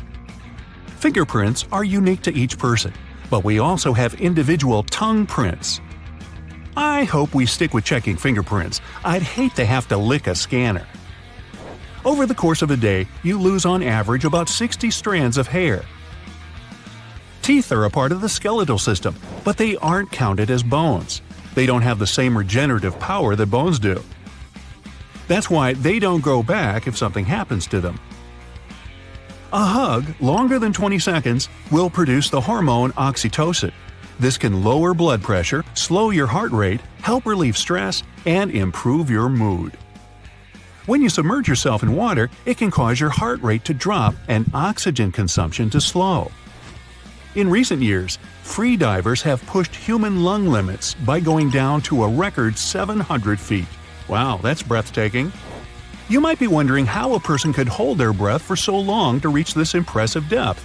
But the longest someone has held their breath is more than 24.5 minutes. We experience G-forces at home simply by sitting down on the couch too quickly, sneezing, or having someone slap our back when we're joking. Pilot John Stapp demonstrated a human could withstand 46.2 Gs for a few seconds. That's a force equal to 4 tons. The human lungs contain around 1,500 miles of airways, and a total surface area of about 750 square feet when laid flat. Your lungs are on the clock 24/7, keeping you alive and breathing. You take 12 to 15 breaths a minute, which makes about 17,000 a day. Your left lung is slightly smaller than the right one to make room for your big heart. If you don't have a heart, well hey, I can't help you with that. Humans aren't the biggest, fastest, or strongest creatures on Earth. But we're the best at long-distance running. Our legs' special structure, the ability to sweat to regulate body heat, and our upright posture makes us great runners. 7 to 8 hours of sleep every night is recommended if you want to function properly the next day. But there are people who only need 6 hours or less a night. It's actually a genetic anomaly that makes them need less sleep. Once they're awake, they feel totally refreshed. Randy Gardner decided to test how long a person could go without sleep. He and his friends conducted this experiment for their science fair project. It started in 1963 and finished at the beginning of 1964. The guy managed to stay awake and functioning for 11 days and 25 minutes. When tested during and after the experiment, Randy could even play basketball, and his brain was functioning normally all this time. Shedding tears when you cry helps release your stress hormone. It also might stimulate the production of endorphins. This makes you feel good once you're finished. Some blind people can actually see with the help of a process called flash sonar. Using clicking sounds to navigate an area or even ride a bike, they create 3D images in their mind. You can't breathe and swallow at the same time. Well, mostly. To prevent any food or liquid from entering your lungs, a small flap called the epiglottis covers your windpipe. It doesn't always work. That's why you sometimes choke on food or drink. Human bodies contain so much iron, it'd be enough to make a medium-sized nail. Your body has more than 600 muscles. The strongest is located in your jaw and is known as the masseter. It helps you open and close your jaw. The stapedius skeletal muscle is the weakest. It's located in your ear. The human body actually glows, but the intensity of this light is 1,000 times lower than what you can see with your eyes. You're about a half-inch taller in the morning than when you go to bed. When you move around during the day, the soft cartilage between your bones gets compressed, and you become shorter. Messages your nerves send to the brain travel at over 200 miles per hour. It's like NASCAR having a race in your body. The longest bone in your body is the femur. It's located in your thigh. The smallest bone is the stapes. It's one of the ossicles in your ear. By the way, 1/4 of all your body's bones are in your feet. Get equipped for any season with brand new Brightside merch. Click the link and grab your print. So far, the fastest anyone has run is just over 27 miles per hour. This speed was reached by sprinter Usain Bolt in 2009. Bolt could move even faster, but he has a slow reaction time to the starting gun. His stride length makes up for that slight delay, though. Every day, your body produces 330 billion new cells. In roughly 90 days, 30 trillion cells get replaced. Now, if all the blood vessels in the human body were placed end to end, they would make around 60,000 miles. Considering the Earth is almost 25,000 miles around, your blood vessels could encircle it 2.5 times. Phantom vibration syndrome makes you think your phone is vibrating when it isn't. Those bumps on your tongue aren't your taste buds. They're called papilla. The papilla contain your taste buds and measure the temperature of your food. Their rough texture also helps you eat your food more efficiently. The fingernails on your dominant hand grow faster than on the other one. The more activity, the better the blood flow. Toenails grow more slowly than fingernails because they don't experience as much stress. The less stress, the slower blood flow. The ability to hear or feel your own heartbeat is called rubatosis. This unsettling feeling of your heart beating can happen after exercising or during times of high stress. The space between your eyebrows is called the glabella. It means smooth.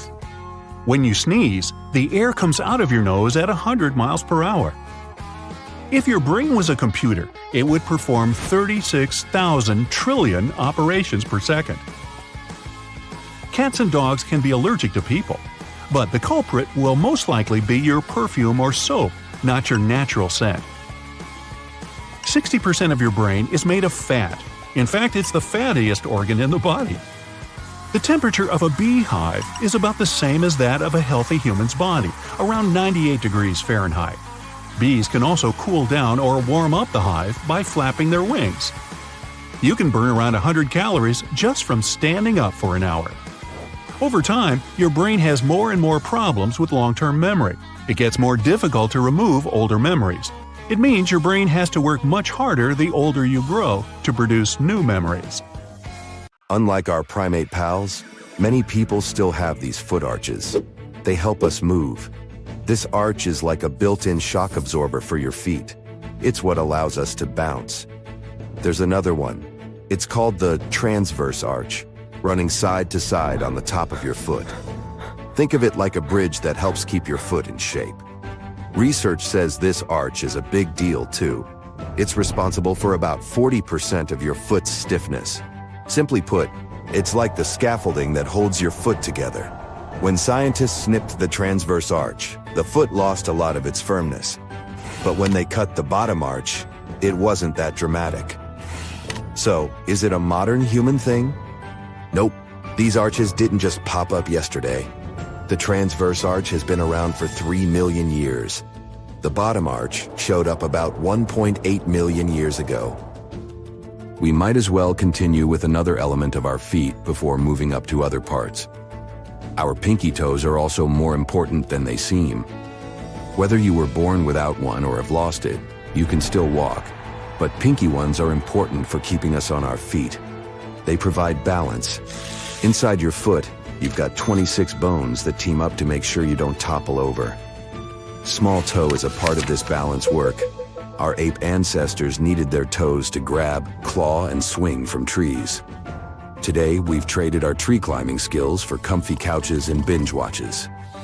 Okay, let's move up a bit and talk about the appendix.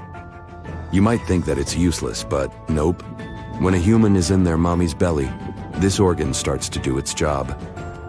Around the 11th week of development, it starts churning out special cells that produce helpful hormones and compounds. The appendix helps train our immune system's troops, ensuring they're top-notch defenders. It also collects all sorts of foreign substances, aka antigens, from our digestive tract. Yet, as diets evolved, this piece shrank like a deflating balloon. Unlike most other vestigial structures, the appendix isn't always harmless. It can turn into an angry little fireball. By the way, vestigial organs are the ones that have lost their primary ancestral function. These structures mostly lack an apparent purpose. Another famous vestigial example is wisdom teeth. Those are pointless and have been causing us trouble for ages. Yet nearly 95% of us have them, and 90% might even have to deal with the drama of an impacted wisdom tooth at some point. If you don't have them, you might consider yourself lucky. Here's an additional interesting fact about wisdom teeth. Even though your teeth have a mineral softer than what's in shark teeth, new tests show that they're just as resilient. The coating on shark teeth is actually similar in hardness to the enamel on a human wisdom tooth. It's because their surfaces are made of mineral crystals held together by proteins. These prevent them from shattering easily upon impact. So the difference in how we and sharks use our teeth comes down to their design, not their toughness. Anthropologists have examined ancient skeletons. They think our ancestors needed these extra teeth to chew tough stuff, like roots and raw meat. Back then, those extra teeth came in handy.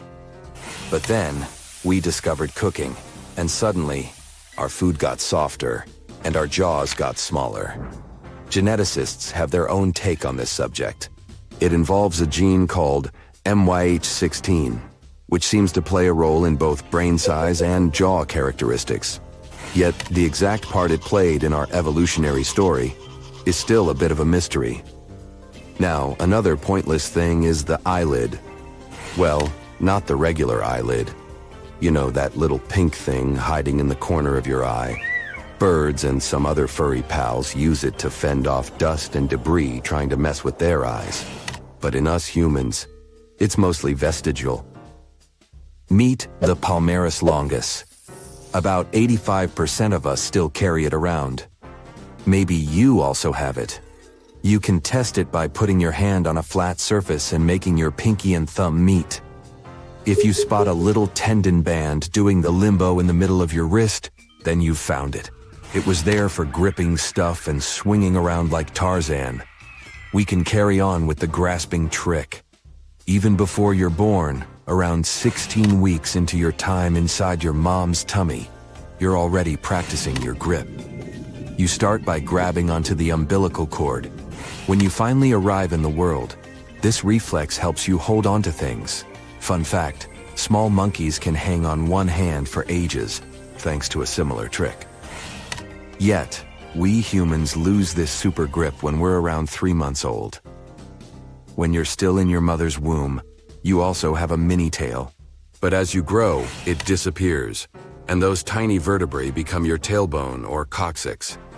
Humans and our ape cousins don't have tails like other animals.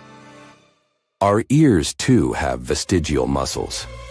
They help animals hear better and express their feelings. But in humans, these ear muscles don't do much. We've figured out other ways to listen and show our emotions. Yet some of us can still wiggle our ears with practice. Surprisingly, toenails also count as a vestigial thing. I mean, they function as the initial line of defense. They protect the body against harmful microorganisms. In our evolutionary journey, we used our fingernails and toenails for defense, digging, and climbing. In the modern world, fingernails still come to our rescue, whether it's for peeling fruit or that sweet sensation of scratching an itch. Yet, toenails have retired. But hey, we can apply nail polish to them. For fashion's sake, they certainly work for many people. It's not just humans who have useless limbs or organs. In 1798, an anatomist examined a peculiar bird incapable of flying. He documented his observations. This avian species was none other than an ostrich. Ostriches and cassowaries are just a few examples of birds possessing vestigial wings.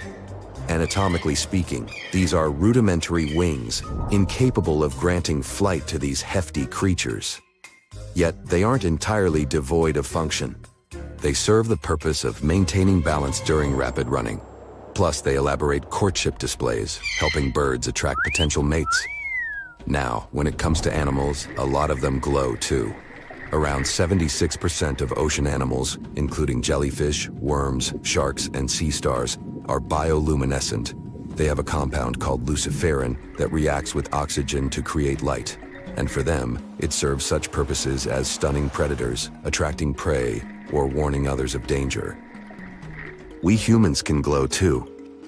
Unfortunately, this glow is super faint. Our eyes can't see it. Our bodies emit light, but it's about 1,000 times dimmer than what our eyes can detect. Scientists found that our glow changes throughout the day. It's the faintest in the morning and the brightest in the late afternoon. Our faces glow more than the rest of our bodies. They think it's because our faces get more sun exposure and have melanin, which has components that can boost light production. Some body tricks distinguish us from the rest of the animal kingdom. For instance, do you know that humans are the only animals capable of blushing? It seems we've got the exclusive rights to this rosy-cheeked phenomenon. When we find ourselves in an embarrassing situation, our blood vessels dilate. That's what gives us those blushes. Embarrassment is a pretty complex emotion. It's all about understanding what others think of us. This might be too advanced for other animals. Interestingly, bald uakari monkeys can also blush, but not in the same sense. For them, this is a show of their good health. Speaking of good health, we should honor our gut. Your gut includes the stomach, liver, and more. It's often called the second brain. This second brain has its own nervous system. It has 100 million messengers. They send info to the rest of your body. Even if the gut-brain connection is cut, it keeps working. It ensures your digestive system functions on its own. The cornea is the only part of your body with living cells that doesn't have blood vessels. It gets nutrients and oxygen directly from the tear fluid on the outside, and the thick watery substance you have between the cornea on the inside, and also from the nerve fibers connected to the cornea. That's why contact lenses used to be a potential issue. The older ones were reducing oxygen supply, since the cornea mostly gets oxygen from the outside. This problem was solved, or at least reduced, when silicone hydrogel lenses came to the market. Some other parts of your body with no blood vessels are your nails, hair, outer skin layers, and tooth enamel. Did you notice your sweat sometimes smells of onions after your workout? You have nothing to worry about. There are two types of sweat glands in your skin. The first kind of glands are located on certain areas of your body, like the groin region and the armpits. They produce a specific oily fluid, which is a response to certain emotional experiences. Another type of sweat gland is way more common. They're distributed all over your body and are responsible for the specific sweat you get after the workout. The sweat cools your body down as it evaporates from your skin. It's 99% water, so it's practically odorless. Well, at least when it first leaves the pores and comes to the surface of your skin. But there are many types of bacteria on the human skin, and they feed on the nutrients in that sweat, together with skin flakes. One of the byproducts of this is specific chemicals, and their smell can sometimes strongly remind you of onion. You may have noticed you produce more saliva when you go for a run, especially if it's a short jog in cold weather. But if you're running a marathon and it's a nice warm day outside, you'll produce less saliva. It's your body trying to offset the drying effect, since you breathe through your mouth way more. But your body becomes more dehydrated over longer periods, which is why it's trying to conserve water by reducing saliva production. Every training you do, no matter how intensive it is, also makes you secrete more of a specific type of protein. It makes the saliva more viscous and sticky, which is why you may feel like your mouth is dry way more after your workout. Humans see the world 15 seconds out of date, which means your brain constantly keeps you a little bit in the past. This way, it helps you stabilize your vision of the world around you. Your eyes receive a huge amount of visual information. Yep, literally millions of colors, shapes, and ever-changing motion wherever you turn.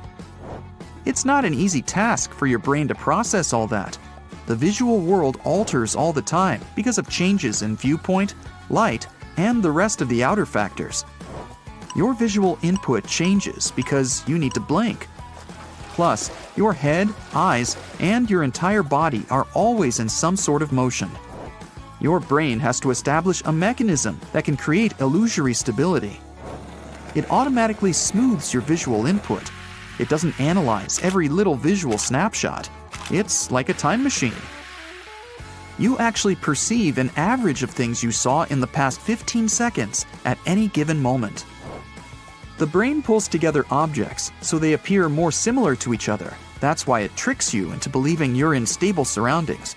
If your brain kept you updated in real time, the world would feel like a very, very chaotic place with constant changes in movement, light, and shadow, which would probably feel like you were hallucinating all the time.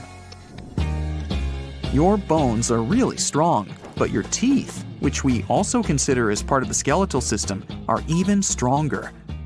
That's because of the enamel, the hard outer layer of your tooth. The enamel keeps the tissue and the delicate nerves inside your teeth safe. You're basically burning calories while you're thinking. When you rest and don't engage in any particular activity except for the basics, which includes digesting, breathing, and keeping yourself warm, it's the stage where your brain uses up to 20 to 25% of the total energy of your body. That means your body will burn around 350 to 450 calories per day while pretty much doing nothing. We're not the only ones in the animal kingdom with such a mechanism. Some small mammals like the minuscule pygmy marmoset and the tiny tree shrew devote the same percentage of their total body energy to their brain. Most of the energy the brain burns is to help its cells, the neurons, to communicate with each other. They do it via chemical signals the brain transmits across synapses, those special cell structures. So, the brain directs a lot of energy towards synapses in order to make them work. Your brain never really rests. Even when you're sleeping, certain parts are active. So, your brain needs its fuel to work, and you're basically burning calories in your sleep. The more demanding mental tasks you take throughout the day, the more calories you burn. So, if you skip today's workout, solve some Sudoku. Do you like to rush with your ice cream?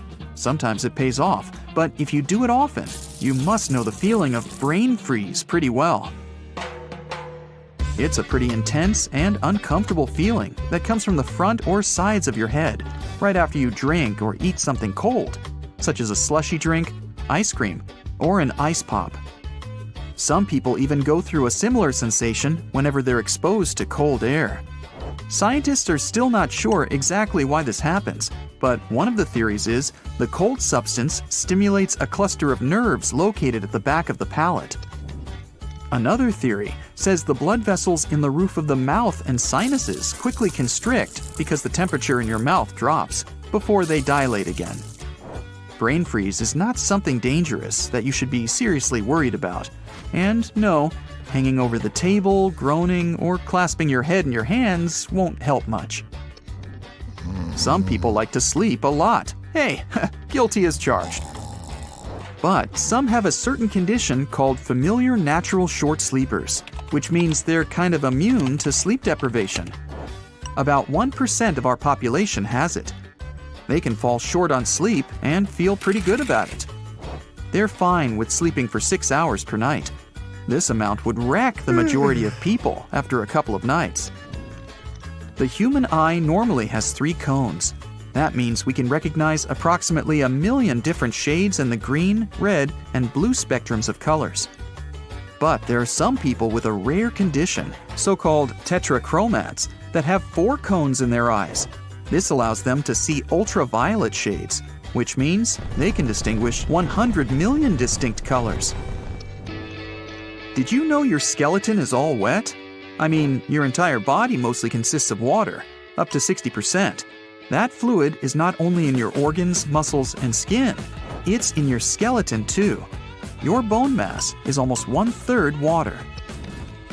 There's this amazing hidden network a human body holds inside. Blood vessels are really small, but if you could line them all up, you'd get something huge. Your entire body boasts a network of 60,000 miles of blood vessels. One of the ways to keep your network healthy is by eating right.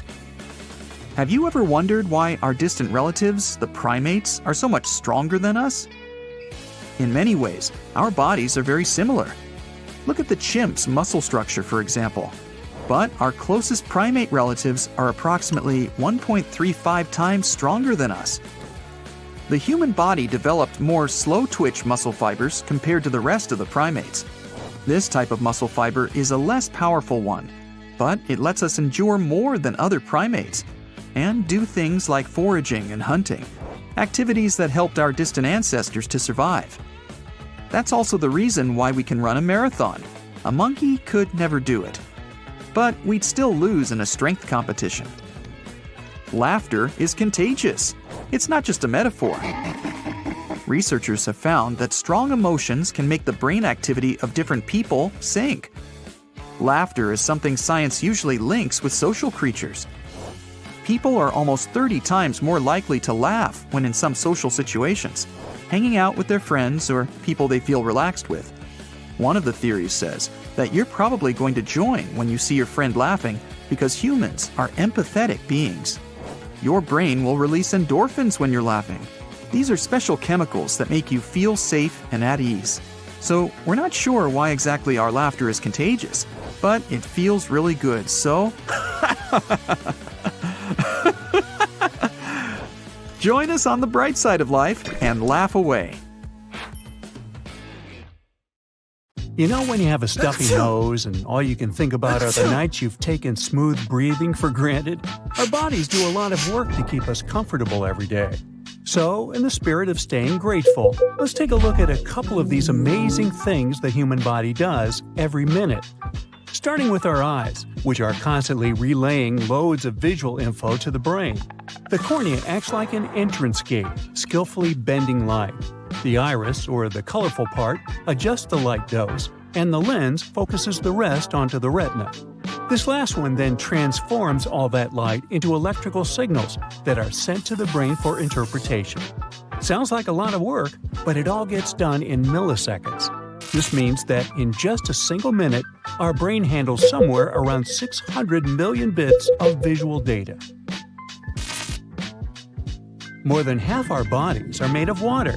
55% if you're a lady and 65% if you're a gentleman, to be precise. To make sure this water balance is always in check, our bodies come equipped with a hydration monitor. It's always looking into how much water we're losing through things like sweating or even breathing. If as little as 1% of the water quantity goes missing, we'll start to feel thirsty. We also wouldn't be here if it weren't for those hearts pumping in our chests. Well, actually, just one heart per person. The speed at which it pumps can change depending on how fit you are, your feelings, your size, and even if you're doing a new yoga pose that requires a bit more effort. On average, doctors say adults have anywhere between 60 to 100 heartbeats per minute when they're resting. Now, the fitter you get, the less pressure you put on your heart, and you might even end up having a heart rate as low as 40 beats per minute. Each time this organ gets a little thump, it's pushing about 2.4 ounces of blood around your body. If your resting heart rate is 80 beats per minute, your heart's pushing 1.5 gallons of blood every 60 seconds. Ever wonder how fast your body bounces back after losing blood? We've got on average about 10 pints of it in our adult bodies. When one of them is lost, our bodies start working hard to replace it, and it's faster than you'd imagine. Within 24 hours, the volume loss is replaced, and within a few weeks, we're as good as new.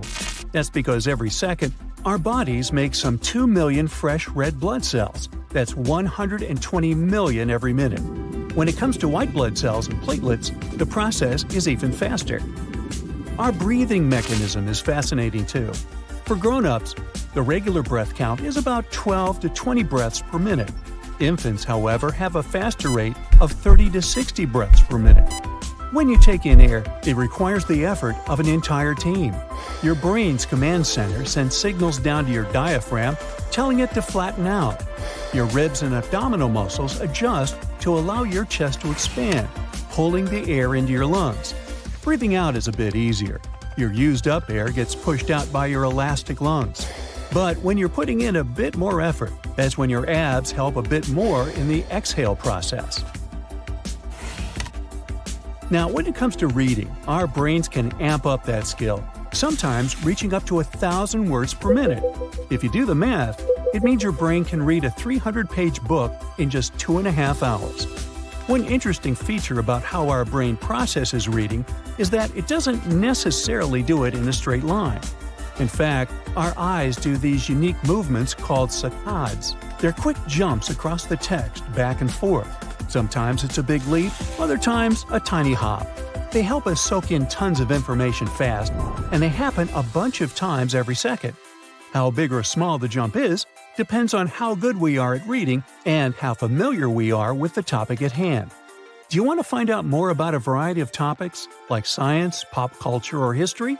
Well, be sure to hit that subscribe button so you can stay up to date with our latest videos. Our skin is the largest organ we own and is perpetually shedding around 30,000 cells every 60 seconds. Most of the time we don't even notice, but our faces and bodies are constantly removing layers. Yep, a lot of that dust around your house is you.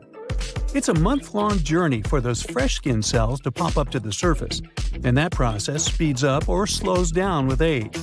During our 60s or even later, it can take up to 8 weeks for cell turnover, and that buildup of skin makes your complexions look a bit dull. Thankfully, there are a lot of products we can use these days to help with dry skin, like moisturizers and serums. You can't talk without your tongue. Well, you can technically, but most people won't understand a word you're saying. On any day, our tongue teams up with our lips and teeth to turn throat sounds into words that make sense. The tongue itself is flexible and speedy, capable of letting out more than 90 words a minute, using a variety of over 20 moves. While we can vocalize without using the tongue, we need it to pronounce consonants like T, D, L, and R, or if you're a pirate, R. This important organ is the same reason parrots can so easily imitate us, though most of them have no idea what they're saying. These birds have a thick tongue, and even though they've got fewer muscle moves, it helps them mimic human speech quite accurately. So be careful what you say around them. Humans also blink 15 to 20 times each minute. It might not sound like a lot, but it does mean we're spending about 10% of our awake time with our eyes shut. For many years, scientists believed that blinking served a single purpose: to keep our eyes moist. That's mostly why we produce tears, by the way. And with the help of our eyelids, this creates a little cover for the whole eyeball, preventing it from feeling itchy. However, blinking does more.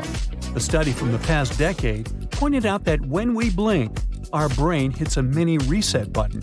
It powers down some parts linked to vision and attention. And since attention messes with how we perceive time, blinks could be like these time travel moments for our brains, or mini power naps if you like. Now, on average, people have around 35 to 48 thoughts per minute. It depends on a variety of things, like what we've been through, how we're feeling, and even where we are. When it comes to thought formation, we do know that brain cells can communicate. But understanding exactly how our ideas pop up in our minds is still a bit of a mystery. Our brain features many neurons, these fascinating cells shooting out electrical charges to talk to each other. It's these neurons that spill out brain chemicals called neurotransmitters. Think of it as passing notes that create electric signals, and as these signals surf through thousands of neurons, like a wave, thoughts pop up in our heads. Now, each time you munch on a snack, you're fueling up this power plant, which is your body. One single calorie from your food is around 4,200 energy units called joules. If you're eating 2,000 calories a day, you're transforming that into almost 6,000 joules every minute. And here's how everything happens. After you eat, the food follows its journey through your mouth, down into your stomach, and makes its way into small pieces in your bloodstream. Imagine tiny delivery trucks carrying oxygen and other useful substances to your cells. Once inside, these cells have many factories inside called mitochondria.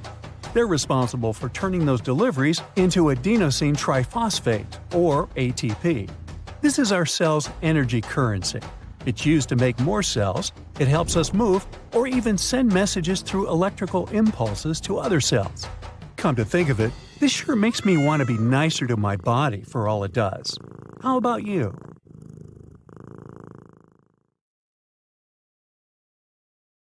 You know these before and after makeovers? Well, if you saw a pic of an average human who lived about 1 million years ago compared to a pic of an average human who lives today, you'd be astonished.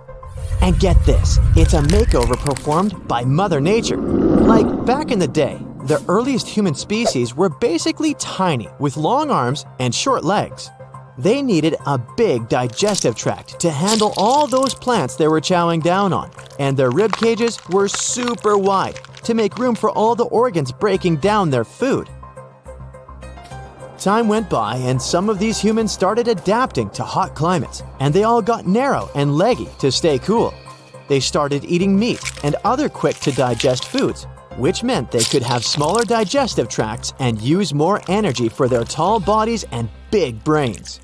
And when humans spread to colder climates, they evolved short, wide bodies to conserve heat, but they still loved their raw meat and cooked food, which could be easily processed in a short digestive tract. Check out this skeleton of an 8 to 9-year-old Homo erectus kid from East Africa. He was already 5 feet 3 inches tall and weighed 106 pounds. If he had grown up, he could have been almost 6 feet tall. His lean body was perfect for hot, dry environments. And then there were the Neanderthals, who were only about 5 foot 4 inches tall on average. They had short, broad bodies that were great for dealing with winter cold and even ice ages. Junk food is bad for our teeth, but did you know that it can also cause dental crowding? Back in the day, our ancestors had straight teeth with wisdom teeth. But thanks to processed diets and milling technologies, our jaws have shrunk and our teeth are now vying for limited space. So, if you want to avoid a mouthful of crooked teeth, stick to a less processed diet. As humans spread out and adapted to different environments, they changed their body shapes to survive. And as diets changed, so did bodies. But one thing's for sure, early humans were super active, with thicker and stronger bones than we have today. Nowadays, we're evolving sleeker and weaker bones thanks to our less physically demanding lifestyles. Yeah, it's cool to see how much we changed over time. Humans were cool back in the day, but they're probably even cooler now. You may not know it, but your bones are like supermodels. They're designed to be used all the time, and they look pretty good too. But guess what's even stronger? Your teeth. When you bite down, your teeth can exert a whopping 5,600 pounds of pressure per square inch. That's some serious chomping power. Speaking of bones, did you know that they're made up of water? Yep, about 25% of your bone mass is actually H2O. And here's another fun fact. Your eyes are like car engines. They need fluids to function properly, just like an engine needs gasoline. So when you blink up to 20,000 times a day, you're basically giving your eyes a windshield wash. Have you ever blushed and felt your cheeks turn red? Well, did you know that your stomach lining can blush too?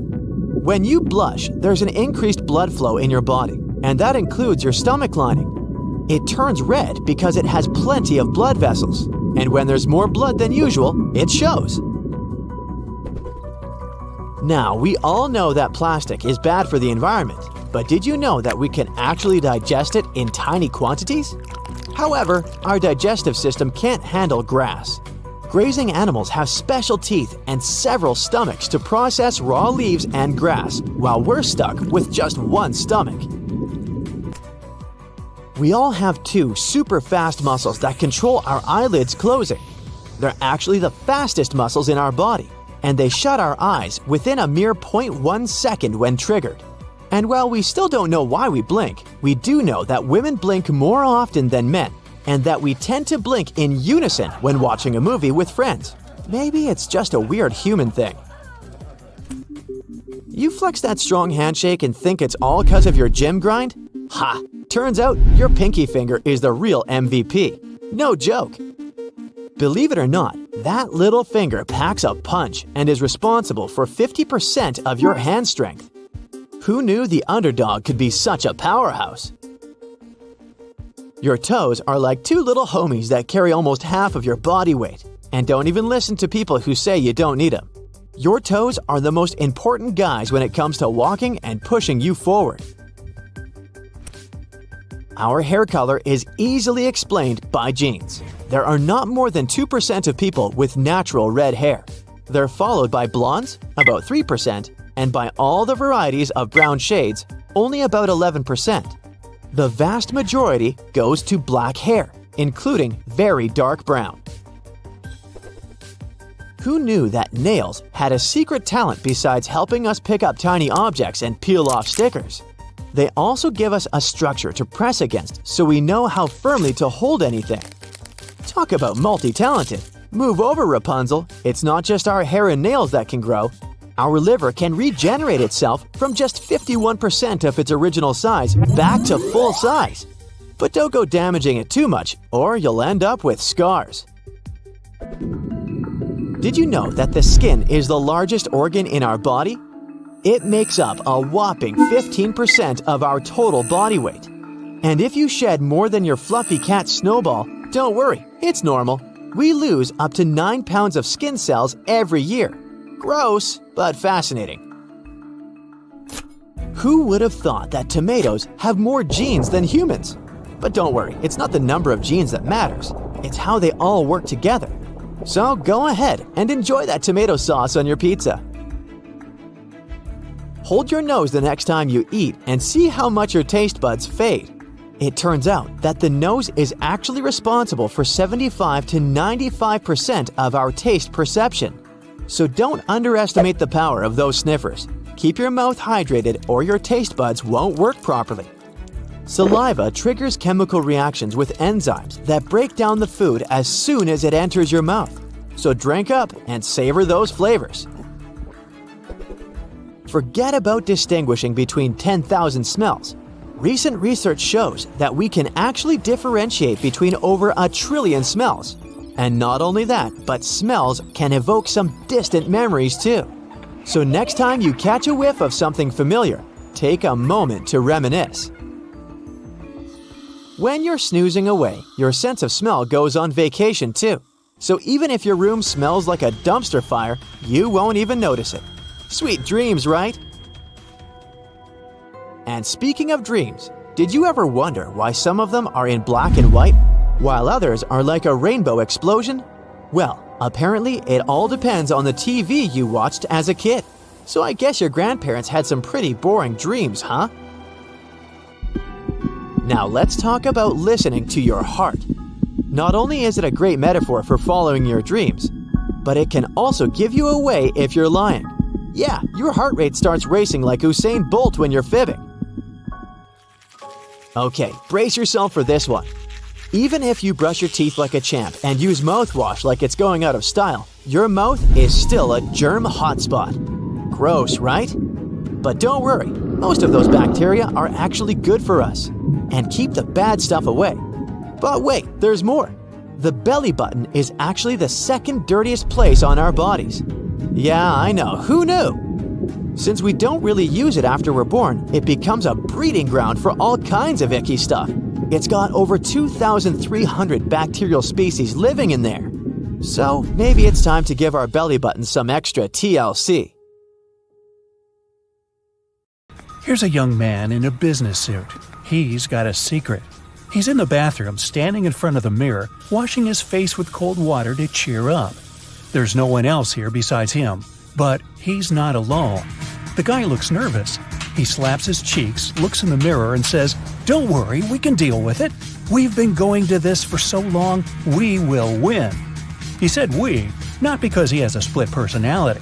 And no, he's not talking to someone else through a small microphone. He said we because he knows a secret. Technically, he's not all human, but a group of billions of living creatures. Him, you, and all the people on Earth aren't really who they think they are.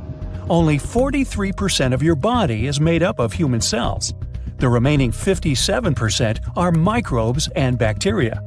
Now this guy is going on stage to tell us this secret. Get on the scales. See the number? Now subtract a little more than half from it. This is your actual weight. Everything else is microscopic organisms. It's hard to believe because, in this case, your body should constantly change its shape, disintegrating into tiny particles. You would see your skin pulsating and continually moving. Fortunately, this doesn't happen for two reasons. Firstly, microbes are tiny. Their movements aren't visible. Secondly, most of this microbial world is in a dark place we can't see. A place without access to oxygen. In our intestines. It's where billions of little creatures are roaming. Feeling kinda crowded, huh? Some of them appeared before we were born, but most were colonists who came with food and water. On your body's surface, all microbes come from the environment. Every corner of your skin is covered with microbes. No matter how you try, it's impossible to get rid of them. There are more microbes than human cells. Our genome consists of about 20,000 genes. The number of microbes genes in the human body is about 2 to 20,000 million. That means that technically, we're not people, but microbes. Fortunately, it's not so bad. The genome of microbes complements our own. Such a model of existence reveals many opportunities for medicine. The human microbiome includes bacteria, fungi, and other microorganisms, all of them divided into many species, and each type performs its own functions. Some microbes are responsible for vitamin extraction from food. Others help the breakdown of destructive substances. Another type helps your tummy digest food. A separate group regulates your immune system, protects it against ills, parasites, and viruses. Some control weight. Simply put, microbes make your life better, help your body function, and affect your health. There are microorganisms that provoke many diseases. They impair immunity or affect vital organs. Imagine you know exactly which bacteria are responsible for feeling unwell. Next, you find a way to rid yourself of them. It can be some pill with poison against those microbes. You drink it, and the cure erases all the harmful pests inside your body. A disease might appear because of the lack of beneficial microbes.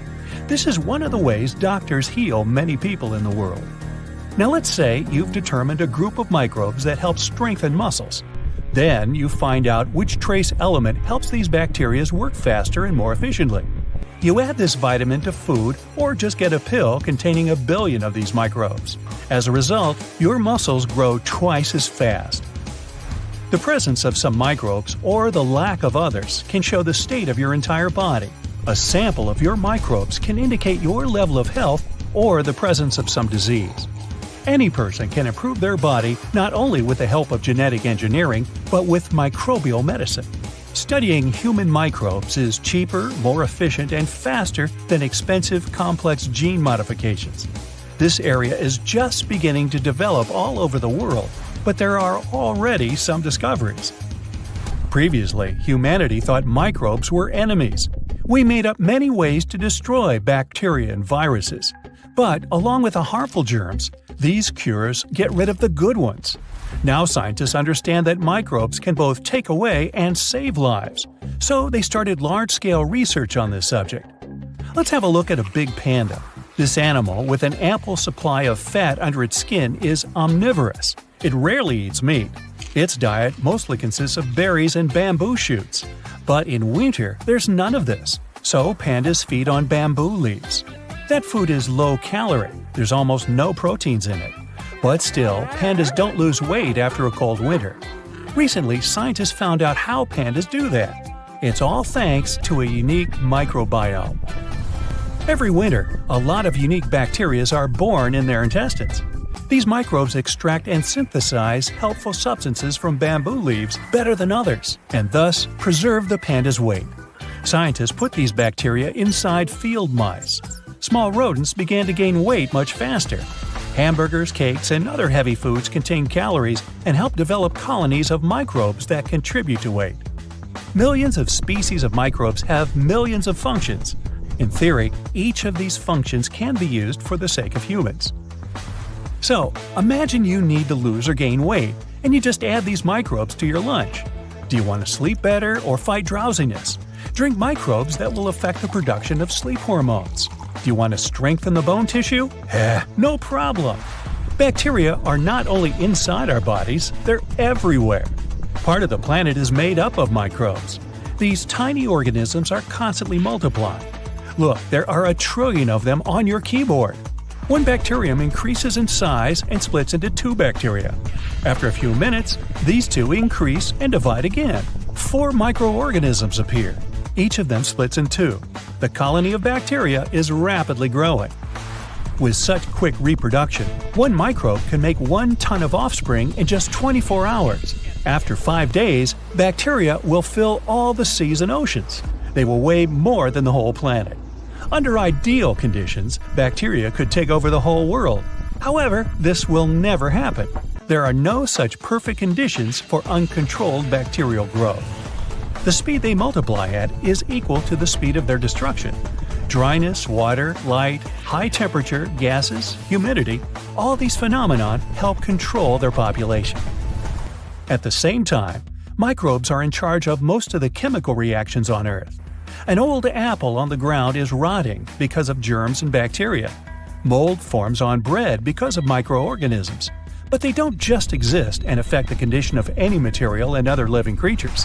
An endless battle for survival continues in the world of microorganisms.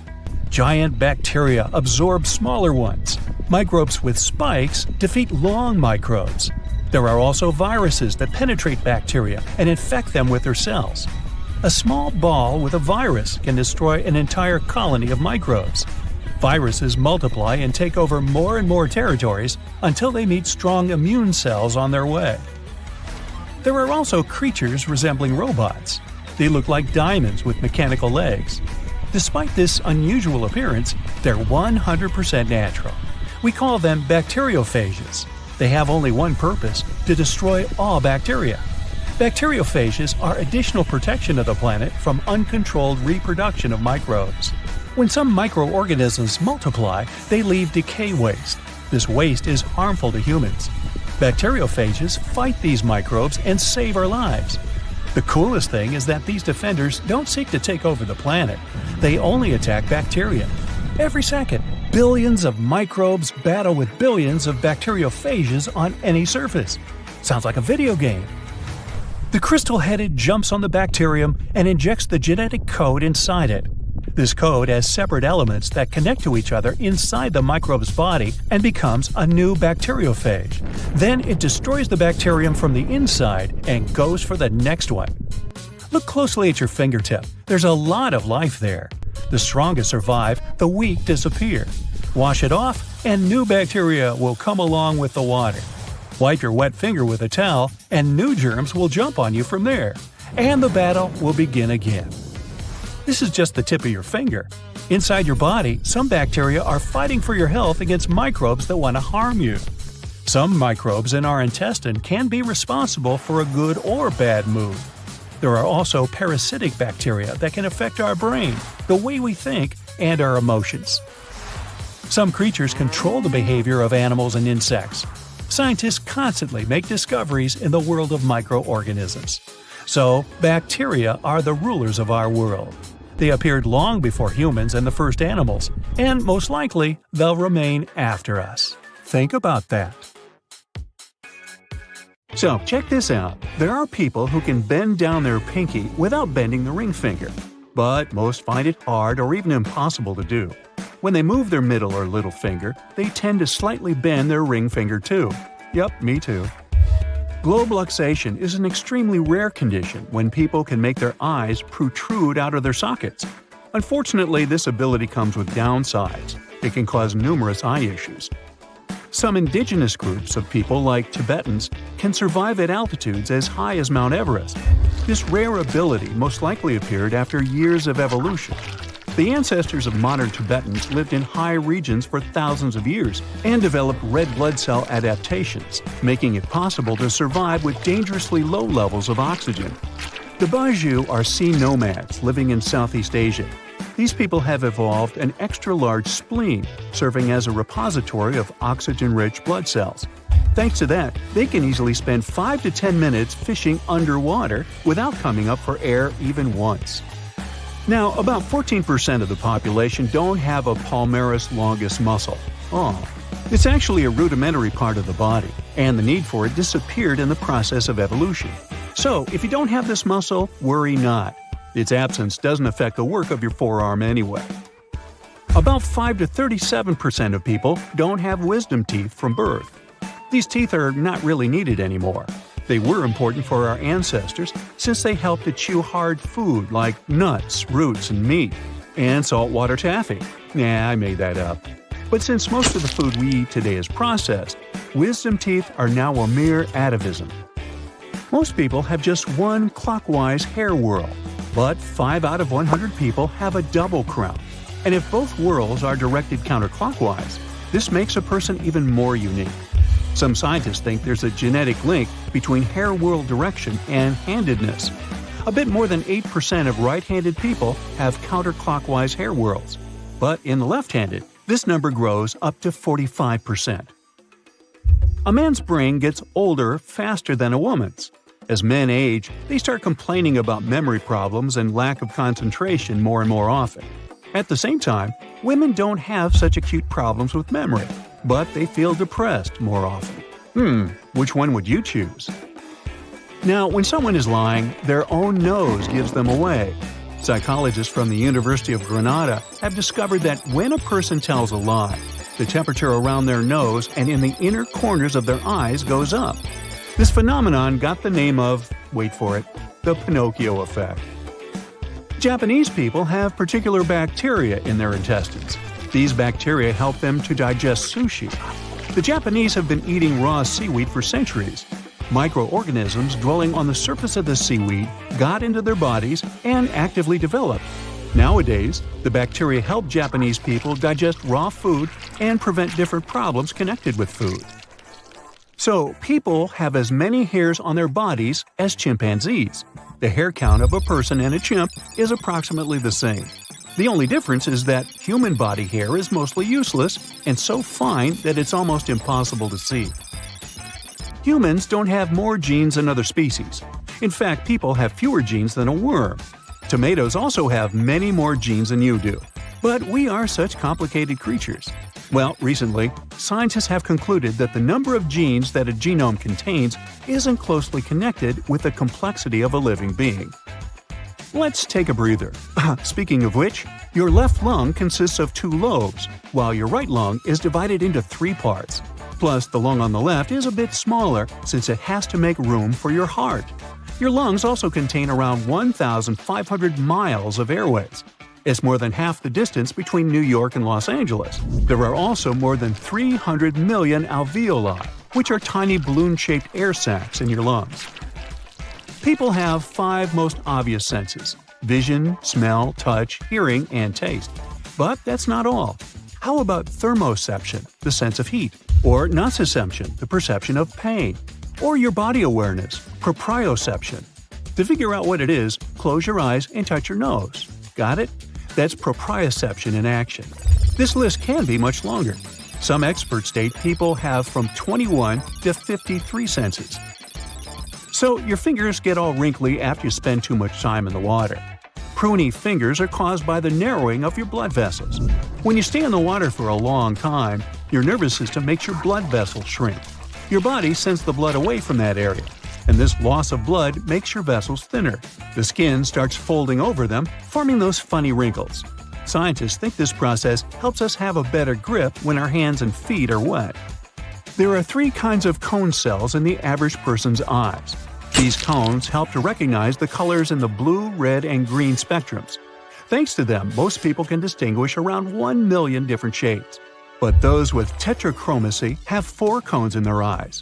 This feature allows them to see up to 100 million different hues. This vision anomaly is extremely rare and is much more common in women than in men. Interestingly, most people with tetrachromacy don't even realize they see the world brighter than others. Now, not all people have round pupils. 2 people out of every 10,000 have unusually shaped pupils. Most commonly, they resemble keyholes. This eye disorder is called coloboma. Interestingly, some people with this condition don't have any problems with their vision. Only 3 to 22% of people in the world have Morton's toe. It's a foot structure where the second toe is longer than the first one. Michelangelo's David and the Statue of Liberty both have this unusual body feature. Hey, toes up! In some people, saliva accumulates in a gland under their tongue. It can then get propelled out in a stream when a person presses on this gland. If the mouth is open at the moment, a jet can reach several feet. This process, called gleeking, can occur spontaneously. A person accidentally pushes their tongue against the gland while eating, yawning, talking, or cleaning their teeth, and voila! Up to 35% of people can gleek, but just 1% can do it on command. I had a friend in college who did that. Yeah, it was weird. About 18 to 35% of people have an interesting reaction to sunlight. They sneeze. This phenomenon has its own name, the photic sneeze reflex. In the Greek language, it's called sun sneezing. Achoo! Just like salamanders regrow their tails, humans might be able to regenerate cartilage. That's the rubber-like stuff around your joints. Recently, scientists have discovered that cartilage might be able to repair itself, most effectively at the ankle, not that well in the knee, and least effectively in the hip. The human brain is 73% water, just like your heart. That's why if your brain loses even 2% of liquid, you start feeling exhausted. This also makes your memory get worse, shortens your attention span, and puts a damper on your mood. So drink up! Your brain is constantly processing tons of visual information, around 600 million bits per minute. It all starts when the light goes through the cornea, your eye's clear protective outer layer. Then the light turns into electrical signals. They travel to your brain and it interprets them into the images you see. It takes milliseconds for this complicated process to happen. People who live to be 110 years and older, called supercentenarians, may have a secret. Researchers have discovered that their immune cells, called T helpers, might change and adapt to the late stages of aging. These cells are likely to protect them from viruses and other health problems. We've become impressive multitaskers thanks to technology, or rather, it only seems so. The human brain can't concentrate on 2 things at once. What it can do is to switch between several tasks really fast, but it makes your attention span shorter and harms your short-term memory and the ability to learn. So put that phone down. Your dog doesn't actually have a stronger sense of smell than you do.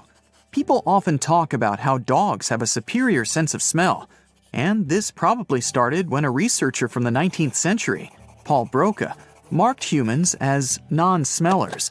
No one ever provided sensory testing to support this theory, but people still believed in it for a long time. The truth is, different types of animals can identify different kinds of scents. There was an experiment done where human volunteers needed to track a scent. Researchers dipped twine in chocolate essence and then zigzagged it all across a grassy field. Volunteers weren't allowed to use other senses. For example, they were ear-muffed and blindfolded. They even wore thick gloves and knee pads. The conclusion they came to is that while we are not as effective as dogs, we can follow a scent trail and become way better if we practice. Interestingly, humans are more sensitive to certain smells compared to dogs, like fruit or flowers. This is because the evolution of dogs didn't require them to sharpen their sense of smell for these types of odors. A TV screen won't ruin your eyesight. At least, there's no evidence that looking at a TV screen can really hurt your eyes. It's the same for phone or computer screens. Looking at them may lead to eye strain or fatigue, but in most cases, it's nothing you can't ease with proper rest. That doesn't mean watching TV or staring at your phone for too long doesn't have negative consequences in other parts of your life, like reduced concentration and lack of socialization, among many other things. Being able to roll your tongue is not really a genetic trait, even though biology teachers often say this gift is based on a dominant gene. There was a study that showed 7 out of 33 twins who didn't actually share this feature. Identical twins share the same genes, which implies that they should share this trait too. But they don't, which means genes are most likely not the factor that decides if you'll be able to roll your tongue. And this myth still exists, even though it was debunked over 6 decades ago. You're going to catch a cold if you go outside with wet hair is yet another myth. To actually catch a cold, we need to have a virus inside of our body. Also, wet hair is not something that makes you more attractive to the various germs lurking around you. People mostly believe this is true because they A. heard it from their parents, and B. associate going outside with your hair being wet with getting sick because you're generally more exposed to germs when you're outside. There are no truly double-jointed people.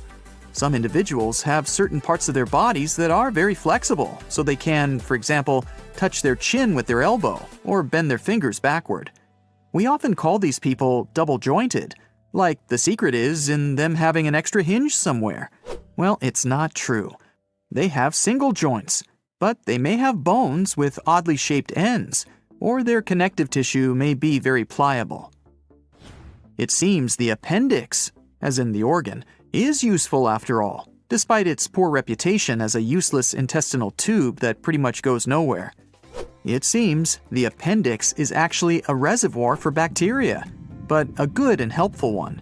It stores microbes that assist our body when it's fighting certain problems and illnesses. In the early stage of our life, the appendix also helped us with the process of forming white blood cells, together with certain types of antibodies. Hey, do you know where the stomach is? Sounds easy, right?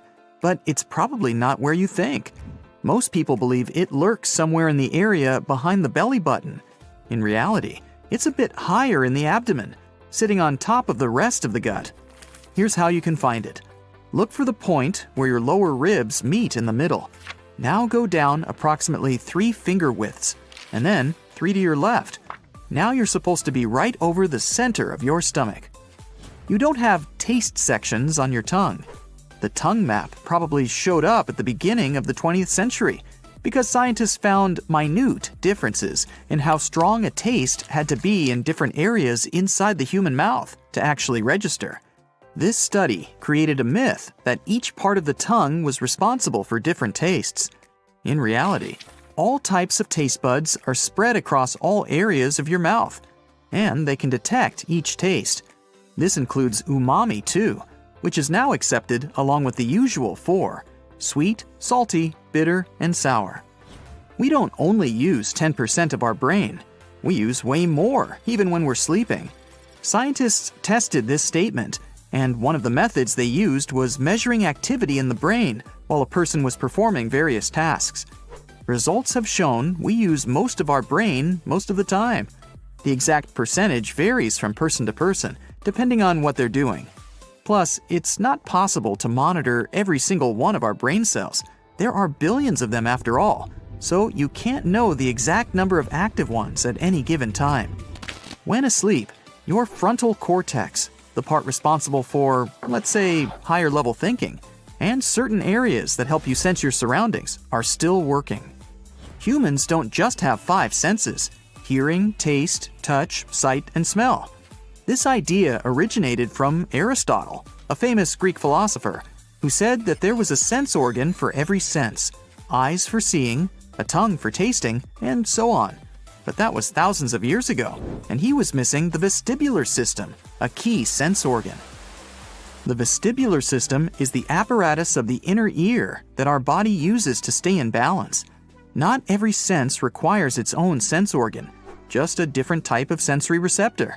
For example, your skin alone has 4 different receptors for temperature, touch, pain, and proprioception. Proprioception is body awareness, which means that even if you move your arm behind your back, you still know it's there. Something an octopus, for example, doesn't know. So, saying we have 33 senses could be closer to the truth, not 5. These include senses of balance, temperature, thirst, and many more we need to survive. If you like cracking your knuckles from time to time, no need to worry. The whole idea that it increases risks for potential knuckle problems perhaps makes sense in the first place because that's what happens when you constantly put pressure on your joints over the years.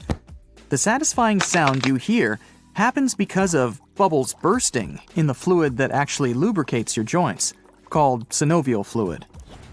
If you eat a big meal, you can still go swimming. You won't get cramps. The idea behind this misconception is eating a heavy meal will increase the amount of blood flow to your stomach. That way, blood won't go to your muscles, which will potentially cause cramps if you go swimming. The truth is, you probably won't feel that comfortable swimming immediately after eating a large meal, but you're safe to go if you really want to. It's even recommended to have a small snack that's rich in carbs not long before your swimming session. This will boost your energy. When you shave your body hair, you don't have to worry about it growing back darker and thicker, because this is a myth. You may believe there are some changes in the color, thickness, or growth rate of the hair. That's because after you shave, you give the follicle a blunt tip, which may look or feel darker and rougher than it was before. But that's just a perception trick. You'll see that once your hair grows in again, it will be the same as before. It's a myth that we lose a disproportionate amount of body heat through our heads. You may feel like that because our head, chest, and face are definitely more sensitive when it comes to changes in temperature. In reality, you'd be just as cold if you went out without a hat as if you weren't wearing pants. You probably feel like you're losing heat through your head because it's often one of those parts that we leave uncovered when going out. No need to worry if you wake up a sleepwalker. You're not going to seriously harm them by doing so. If you startle one, they can be quite disoriented and may have a confused reaction. Sometimes it's better to do that than to let a sleepwalker get up and start doing certain things that they shouldn't be doing while sleeping, like cooking or driving.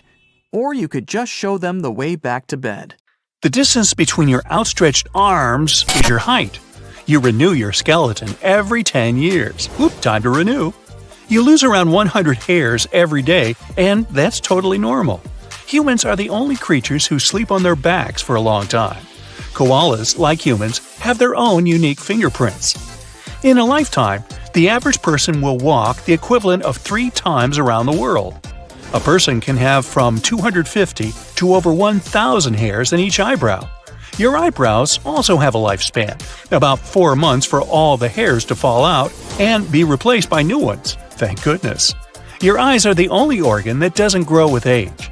Human DNA is 96% similar to a chimpanzee, 90% similar to a cat, 70% to a slug, and 50% to a banana. That has appeal. You share 99.9% of your DNA with any random person on the planet. Your heart is the size of your fist. Your brain, 2 clenched fists. When you listen to music, your heartbeat syncs with its rhythm. You can't swallow and breathe at the same time. Trust me on that one. There are as many nerve cells in your brain as there are stars in our galaxy, about 100 billion. The popular belief that people only use 10% of their brain power is nothing but a myth. Even when you're resting or sleeping, more than 1/10 of your brain is working. You're more likely to get attracted to a person who thinks and looks the same as you. The belief that opposites attract isn't true. Your nose and ears are the only parts of your body that never stop growing. The human brain generates enough electricity to power a small light bulb. If your eye was a digital camera, it would have a resolution of 576 megapixels. Your tongue prints are also unique to you, but let's not lick the scanner. Scientists at the University of Pittsburgh found that blue and green-eyed people are less sensitive to pain than brown-eyed people. But lighter-colored eyes are more light-sensitive than dark ones. The microorganisms in the human body outnumber cells 10 to 1. Aye. About 6% of people can vibrate and rapidly shake their eyeballs back and forth. It doesn't mean something's not right with their eyes, it's just a unique trick they can perform. Good at parties, I suppose. Fun fact about bones. You know that your body is about 60% water, right? What's new here is that your bones are also in this too. About 25% of human bone mass is made up of water. Not all of your brain's regions are active all the time, but most work on this or that task 24/7. Every 2 minutes, people all over the world take more pictures than they did in the entire 19th century. However, there's nothing said about today's photos being any better. People are kind of programmed to return favors. This instinct probably developed when people needed to help one another to survive. Studies have proved that sneezing is your nose's way to reset. A sneeze reboots the cells that line the insides of your nose. They're called cilia. Sneezing is also one of the first defenses against bacteria and other, unwanted stuff. When the delicate nose lining gets tickled with a foreign substance, like pollen, dirt, or dust, it sends a signal to your brain. The brain informs your body it's time to sneeze. The part of your brain that's responsible for vision is actually in the back of your head. The right side of your brain controls the vision on the left side and vice versa. Okay, put down your phone and pay attention. Multitasking is actually impossible. Your brain only allows you to switch between different tasks really fast, but not to do them at the same time. Such context switching isn't ideal either. Studies show that, in this case, people make mistakes much more often. Plus, they need twice as long as usual to do things. So, focus. There is one exception, though. When you're engaged in some physical activity you've done many times before, you can simultaneously perform a mental task. That's why you can easily walk up the stairs or take a shower and think about problems at work. Now, food tastes better when someone else has made it. That's why a sandwich from a cafe looks more appetizing, even though you used the same ingredients. One study suggests it's because it takes time to make yourself a meal, so when you're ready to dig in, you don't feel all that excited. Your body contains enough blood vessels to wrap around the planet 2.5 times. You spend 4 months in each year asleep. In a lifetime, you rack up 26 years. Only 6 of those years will be spent dreaming. We forget 50% of a dream within 5 minutes of waking up. 10 minutes later, it's 90%. Each cell in your body contains 1.5 gigabytes of information. Do the math for your 100 trillion cells and see that you're one powerful walking computer. Your brain cools down when you yawn.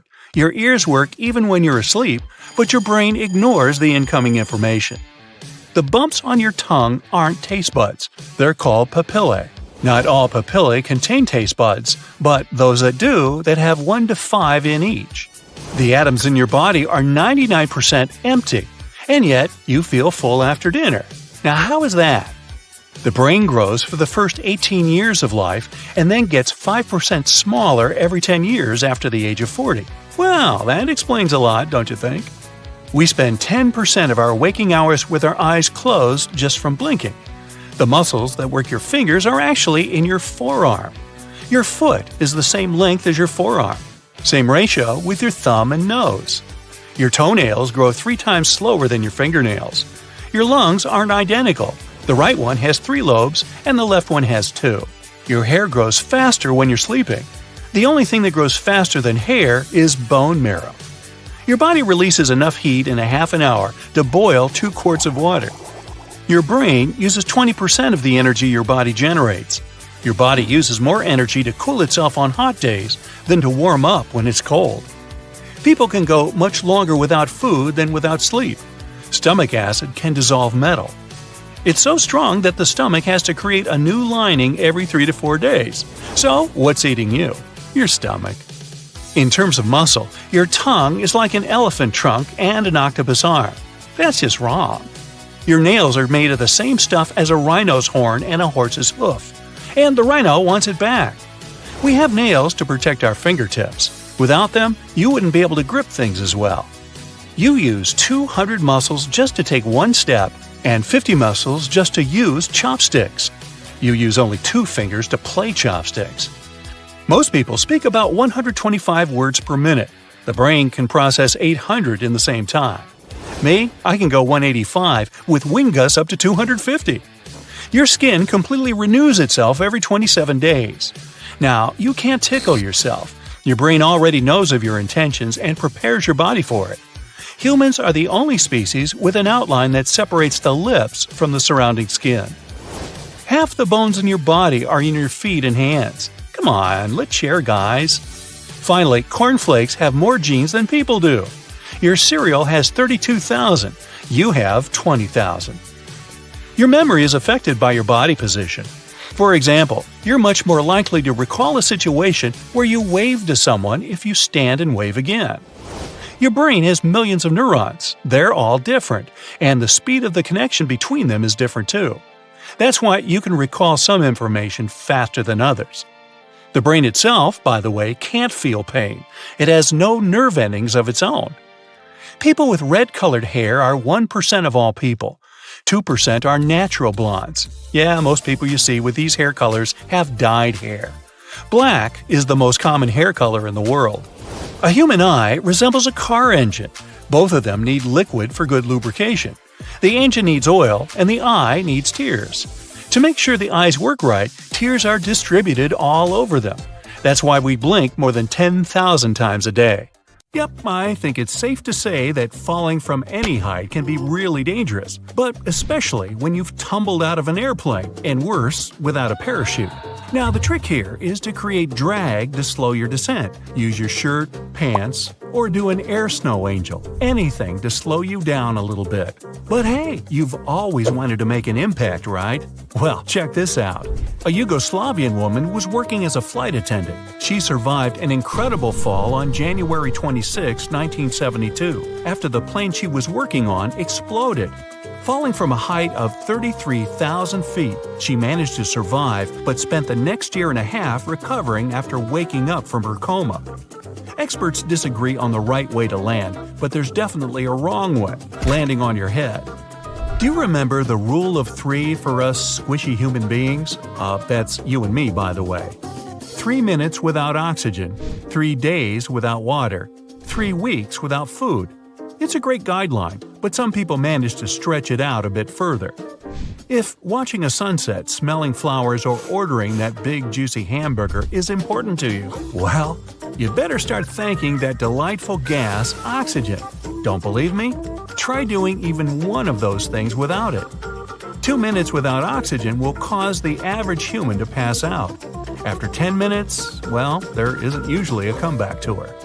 This varies, of course, from person to person, depending on their fitness levels, but we love to push the boundaries as humans, don't we? The longest someone held their breath for was an outstanding 24 minutes 3.45 seconds, give or take. That's 100 times longer than the first airplane flight. Take that, Wright brothers. Alex Segura Vendrell from Spain pushed the limits of breath holding in 2016 by floating in a controlled pool environment. Just before going under, he was gulping in air like a fish to try to get as much oxygen as possible. Strangely, holding your breath underwater is easier than trying it on dry land. Swimming activates your diver's reflex, slowing down our heart rate and metabolism. Not only is oxygen important, so is precious H2O and tasty food. Each cell in our body needs water to survive. If we can't replace the water lost quickly, we only have about 3 days to a week before it's all over. How humid the air is, our age, physical activity, and health play a huge part in water retention in our bodies. When we're running low on water, the important areas of our body, like the heart and brain, pull water from wherever it can. Like a sponge, these organs soak up everything until there's nothing left. In 1979, an Austrian man in a holding cell lasted 18 days without water. He allegedly licked condensation off the prison walls to stay hydrated. What's the scariest thing in the universe? The fridge is empty! Where's all the food? Without any calories, your body starts to feed on itself. Not exactly the diet I had planned for this year. During the first few days, our carbohydrate reserves are turned into glucose. When that's all used up, our body starts to target fat, muscle, and other proteins, all the way down to the bones. Fasting is a common way to let our bodies use those extra reserves inside of us. Mahatma Gandhi's longest of many fasts lasted 21 days. The longest known fast was when a 27-year-old lived off water and vitamin supplements for 382 days and shrank from 456 to 180 pounds. Yow! Our bodies are equipped to survive without food for long periods. Our ancestors didn't exactly have a supermarket to go to. This makes us pretty good at dealing with starvation. We humans can cope with many extreme survival situations, but how long can you swim in freezing water without turning into a popsicle? What happens if you're stuck in the desert or at the top of a mountain? Climbing the peaks of the world, like the Rocky Mountains, the Swiss Alps, or even Mount Everest, is challenging on a good day, but the real danger is altitude sickness. It affects about half of all climbers, starting at roughly 1.5 miles up. The lack of oxygen can cause dizziness, tiredness, and headaches for some. Others can even get insomnia. This is just the start of a whole bunch of symptoms that affect our bodies.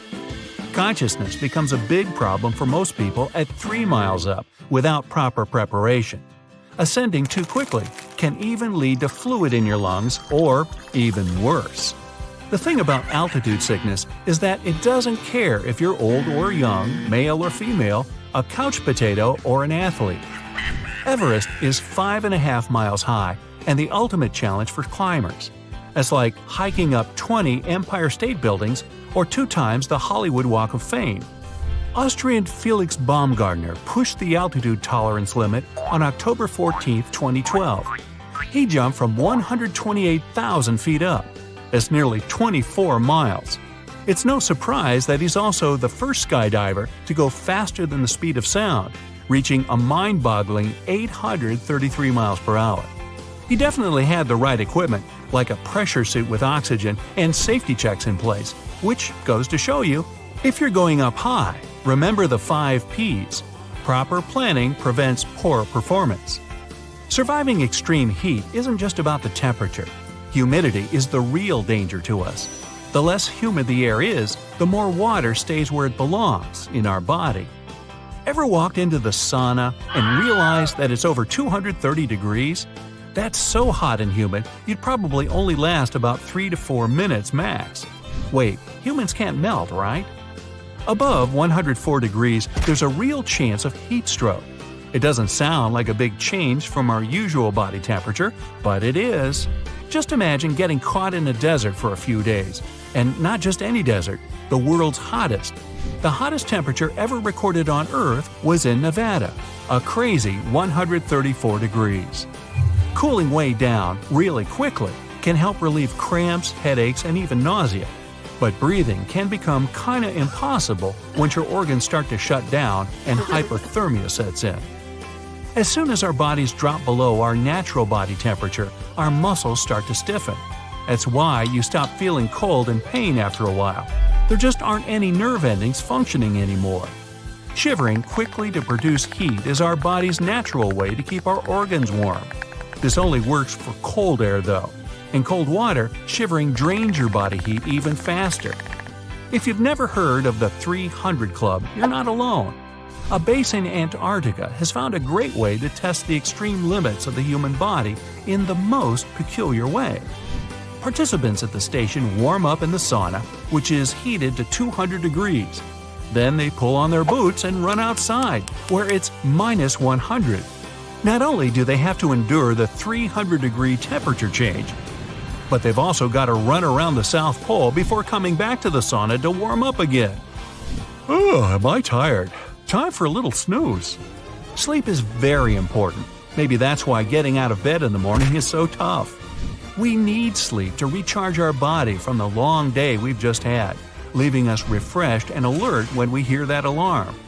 Our brain can turn all fuzzy without enough sleep, and a good 8 hours is perfect for a healthy immune system. Sleeping improves our memory, our heart, and puts us in a better mood for the day. Randy Gardner and his friends tried to test the limits of staying awake. It was for their science fair project. They managed to stay awake and functioning for 11 days and 25 minutes. Even when tested during and after the experiment, Randy could play basketball and had no abnormal brainwaves. Now, it's almost impossible to calculate the exact G-force that would harm a human. That's because there are 3 types of G-force out there: side to side, up and down, and forward and backward. The danger lies in how long we have to sit there while we're being thrown around like a rag doll. The longer we sit there, the more it affects our bodies. We experience G-force at home simply by sitting down on the couch too quickly, sneezing, or having someone slap our back a little too hard. Pilot John Stapp demonstrated that a human can withstand over 40 Gs. That's nearly 10 times the amount an average racing driver feels. The experiment only went on for a few seconds, but for an instant, his body weighed almost 7,000 pounds. Survival isn't always about taking on the elements. Sometimes it's fighting against time. The current record for the longest living human is Gene Kalman, who was born in 1875.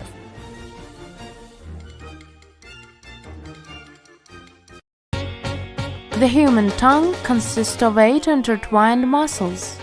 The whole structure resembles an elephant's trunk or an octopus tentacle. Just like them, the tongue is very flexible and can move in any directions. People who live to be 110 years and older, also called supercentenarians, may have a secret. Researchers have discovered they have more immune cells called T helpers than the average person. These cells are likely to protect some people from some health problems. Scientists have always thought that the human brain is a sterile place, free of germs or bacteria. But the latest studies have shown that experts might have been wrong all along. It seems there are harmless microbes living in our brains, but researchers need a bit more time to make sure. Researchers believe that if people suddenly started to be born with 6 fingers, the brain would easily adapt to it. Those with polydactyly, extra fingers or toes, usually don't have any problems with this feature. Their brains know how to control additional fingers and how to use each of them independently. Such people sometimes need only one hand to carry out a task for which others would need 2 hands. In some people, saliva accumulates in a gland under their tongue. It can then get propelled out in a stream when a person presses on this gland. If the mouth is open at the moment, a jet can reach several feet. This process, called gleeking, can occur spontaneously. A person accidentally pushes their tongue against the gland while eating, yawning, talking, or cleaning their teeth, and voila! Up to 35% of people can gleek, but just 1% can do it on command. About 25% of people have an interesting reaction to sunlight, I mean sneezing. This phenomenon has its own name, the photic sneeze reflex. In the Greek language, it's called sun sneezing. Just like salamanders regrow their tails, humans might be able to regenerate cartilage, that's rubber-like stuff around your joints. Scientists have discovered that cartilage is likely to repair itself, most effectively at the ankle, not that well in the knee, and least effectively in the hip. The older you get, the fewer bones you have. When people are born, they have many more than 206 bones. In babies, most bones look different than they do in grown-ups, and there are more than 300 of them. Where do those extra ones go? They sure do not disappear or dissolve. They fuse together as they develop. Until they merge, some bones contain neither collagen nor calcium, what we think is standard bone material. No, they start as flexible yet tough cartilage. Later, the cartilage turns into sturdier bones, and some of the pieces come together. For example, the skull initially consists of 44 different elements, but a grown-up skull is made up of 22 bones. Some bones don't fully form till our early to mid-20s. When someone's lying, their own nose gives them away. Psychologists from the University of Granada discovered that when a person told a lie, the temperature around their nose and the inner corners of the eyes went up. This phenomenon was called the Pinocchio effect. Ancient Greeks had stories about fire-breathing creatures called chimeras. They were a fearsome mixture of a goat, lion, and snake. In real life, chimeras are people who have two different sets of DNA. Scientists have recorded no more than 100 cases of human chimerism. Albinism is a rare feature to have. People with albinism have very little to no melanin, a substance that produces pigmentation. But if it's ocular albinism, that's even more unique. This kind of albinism affects only a person's eyes. Experts don't have exact numbers, but they think between 1 person in 20,000 to 1 person in 50,000 have ocular albinism. Scientists have figured out that you might be good at hearing things thanks to a teeny jello violin. Inside your ear, there is a miniature assembly line of nerves, tissues, fibers, and bones. It turns vibrations into sounds. And there is also a blob of jelly-like substance made up of 97% water. Researchers believe that thanks to this jello, your ear can separate high frequencies from lower ones. Your brain is constantly processing tons of visual information, around 600 million bits per minute. It all starts when the light goes through the cornea, your eye's clear, protective outer layer. After several transformations, the light turns into electrical signals. They travel to your brain, and it interprets them into images you see. It takes milliseconds for this super complicated process to happen. The human brain is 73% water, just like your heart. That's why if your brain loses even 2% of liquid, you start feeling exhausted. This also makes your memory worse, shortens your attention span, and puts a dampener on your mood. Around 65% of the world's population have loop-shaped fingerprints. In 30% of people, fingerprints are whorl-shaped, and only 5% of people have arch-shaped fingerprints. All these types are divided into smaller groups. For example, there might be plain or tented arches, accidental whorls, or the peacock's eye, and so on. If you have a circular hair whorl on your head, it's likely to be clockwise. Some scientists think there is a genetic link between hair whorl direction and handedness. A bit more than 8% of right-handed people have counterclockwise hair whorls, but in the left-handed, this number grows up to 45%. There are more than 650 skeletal muscles in your body. They make up around 40% of your body weight. Up to 85% of the heat your body produces comes from your muscles contracting. At the same time, caterpillars have many more muscles than people. Some species, up to 4,000 of them, and the grasshopper has 900. Your brain can decide what sounds to focus on when you're in a loud place. Thanks to this ability, you can shut out all other voices and concentrate on the person you're listening to. The Bajo is a group of nomadic people that live in the waters around the Philippines, Indonesia, and Malaysia. Thanks to a rare DNA mutation, they can stay underwater for up to 13 minutes. The Bajo people have evolved spleens that are way larger than average. This feature provides them with a genetic advantage. Sea nomads needed to hunt for fish or look for underwater stuff that can be used in crafts. Human bones might be loaded with a network of tiny tunnels. Scientists knew nothing about them until recently. That's why it was unclear how blood cells, which are produced in our bones, could quickly exit bones and get into the blood circulation. But now the mystery may be finally solved. If there are holes, there can also be capillaries, miniature blood vessels. Some people have more than one row of eyelashes. This phenomenon is a genetic mutation called distichiasis. A person with this condition has a second set of eyelashes growing behind the first. All these thick, lush lashes sure look beautiful, but they can also cause some discomfort. Some hairs can start growing in the wrong direction, or in the place where an oil gland is supposed to be. It can cause irritation and tearing. Why do your fingernails turn blue when you get cold? For one thing, your fingers are rather far away from the rest of your body, just like your toes or the very tip of your nose.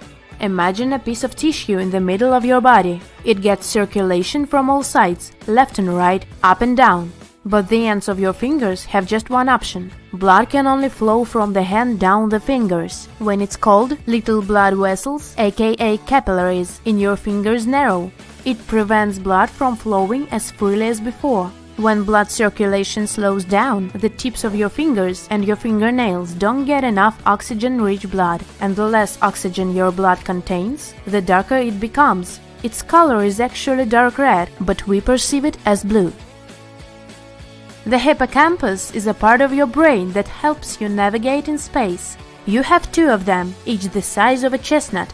London cab drivers have bigger hippocampi than most other people. Researchers are sure it's thanks to their regular mental workout. It's not a gimme to navigate 60,000 London streets. Ready for a shock? Only about 43% of you is actually you. The rest are your friendly neighbors, microscopic creatures that help you function properly. They mainly live in your gut, but also spread to other parts of your body and never leave it. Still, even though your own cells are fewer than microbial ones, there are, on average, about 100 trillion of them in you. If you take all the microbes dwelling within your body and count their genes, it'll be anywhere from 2 to 20 million genes and their combinations. Tomatoes have more genes than humans. Well, the part that's actually us, of course. This shouldn't concern you, though, because it's not the number of genes that matters, but the complexity of their connections. Our brain is actually pretty large, almost as large as a pillowcase.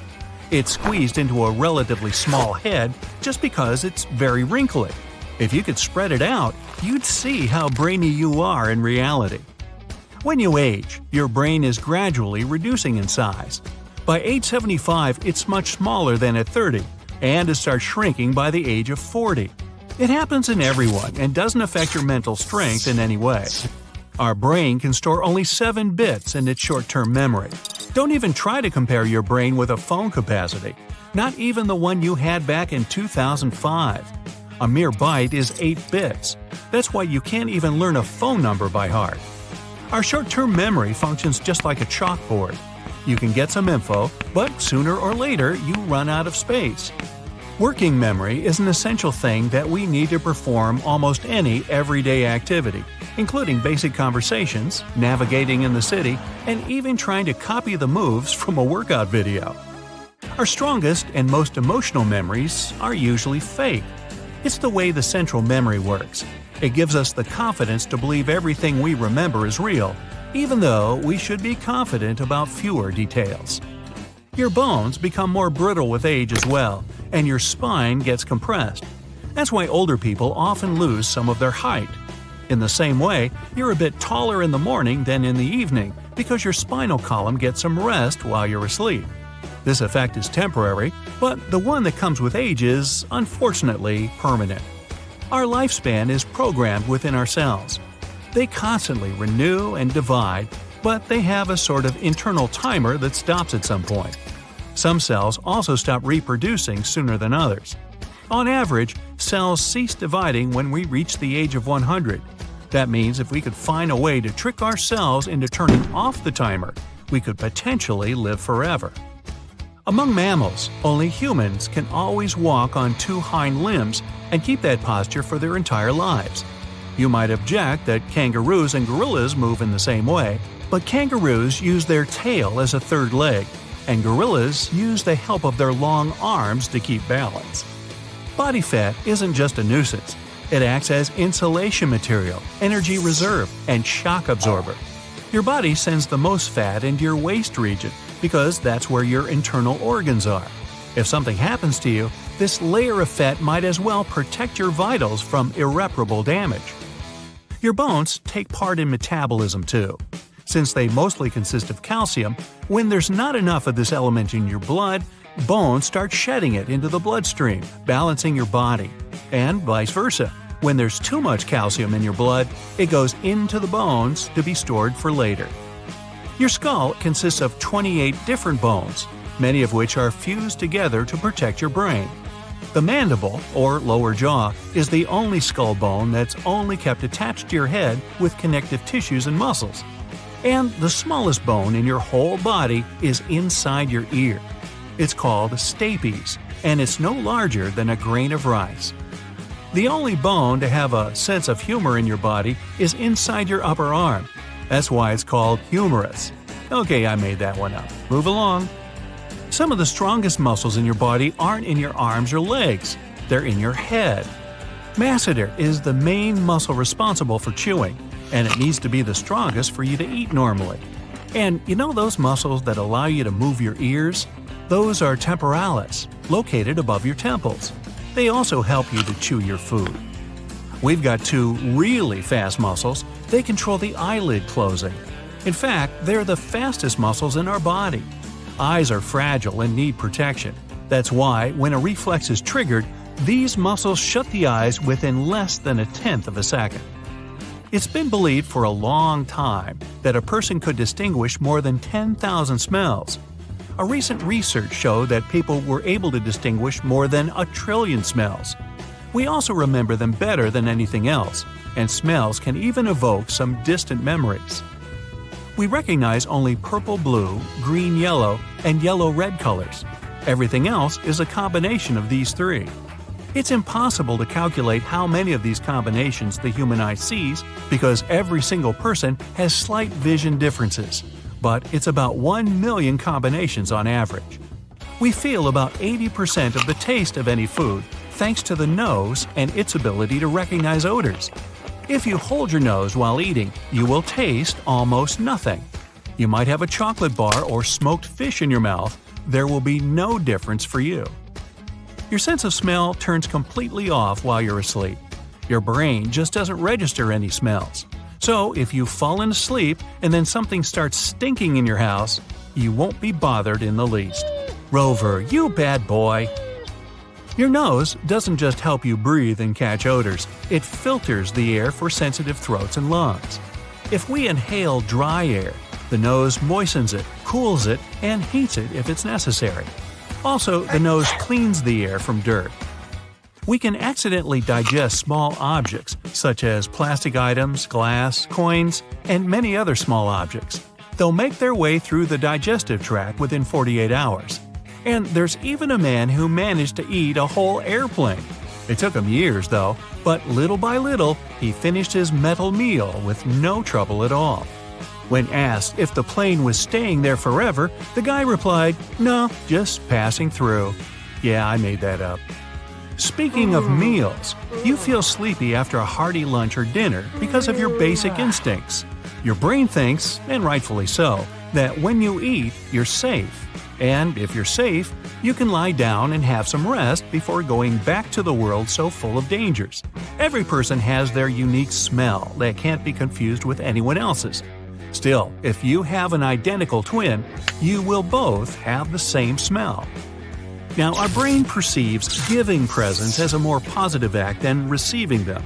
Humans are social creatures. That's why, when we do something good for others, we feel good ourselves. The brain gives us a reward for acting this way in the form of oxytocin, the happiness hormone. Our eyes are powerful tools, much more so than any camera invented to this day. But still, unfortunately, they can't see the glow coming from our bodies. Yep, we're bioluminescent, just like some deep-sea creatures. The only difference is that our glow is so weak that only very sensitive capturing equipment can actually see it. Oops, time's up, gotta glow. We, human beings, have been evolving for 6 million years, but we're still not perfect. Turns out that our bodies have a bunch of design flaws. First of all, human eyes have tiny blind spots, never mind the philosophical ones. Such a spot is about the size of a pinhead. It's located at the point where the optic nerve passes through the surface of the retina at the back of the eye. Your optic nerves connect your eyes to the brain. They carry images for your brain to process. This is how you see. In the spot where these nerves leave your eye, though, there's a lack of something called photoreceptors. These receptors detect light and are the reason you can see. Without them, your eyes wouldn't be able to send any signals to your brain to describe what you're looking at. But because there are no photoreceptors there, you've got a tiny blind spot in each of your eyes. If people were designed perfectly without this flaw, they'd have eyes just like octopuses. It may sound weird, but the eyes of these creatures are eerily similar to humans. But their optic nerves run behind the retina. This means that the nerves don't have to leave the eye at any point, so there's no gap that causes the blind spot in human eyes. What else? Around 65 million Americans complained about having issues with their back, and this is because of evolution. Just like dogs, humans used to walk on all fours. When people were walking on their hands and knees, the curve of their spine was pretty much perfect, and all their organs felt comfortable. Because of this, there was never any pressure on their backs. Well, we evolved to start walking on two legs to save energy. The search for food took longer and longer, and when walking on two legs, people saved 25% of energy. But this was bad news for people's backs. Because this way, their spines were basically forced to turn into a column to support all the weight and make space for other organs. But if your spine was completely straight, you wouldn't be able to walk on two legs. So it evolved to become curved. But this puts a big amount of pressure on your lower back. So basically, to get rid of our pesky back problems, you should start walking on all fours again. That'll work. Make no bones about it, people have too many bones in their feet. We have all these bones because our ape-like ancestors needed them to grab onto tree branches. Now, people aren't swinging from trees anymore, but we still have all those bones, which makes us prone to damaging them, and this can be extremely uncomfortable. Think about how many times you've stubbed your toes. If we were designed perfectly, our feet would look like those of an ostrich. These birds have way fewer bones, and the parts that look like knees turned backwards are actually their ankle joints. This makes ostriches less prone to injuries and also helps them run fast. Wow, if people were designed this way, it would make the Olympics way more interesting. I'd sure watch. Now, chew on this one. Human teeth are also far from perfect. People spend so much money on preserving them.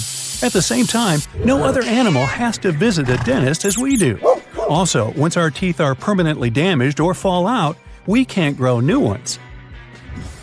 Sharks are the opposite. They have an endless supply of teeth. In some shark species, a new set of teeth develops every 2 weeks. Kangaroos also have way better teeth than people do. If we were designed perfectly, we'd probably have the same teeth as our bouncing buddies. Once their teeth wear down, they fall out, and their rear teeth migrate forward.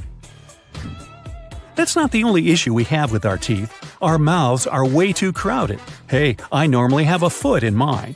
In the process of evolution, the human brain grew dramatically, and our jaws had to become wider and shorter to make room for it. But this left almost no room for our wisdom teeth.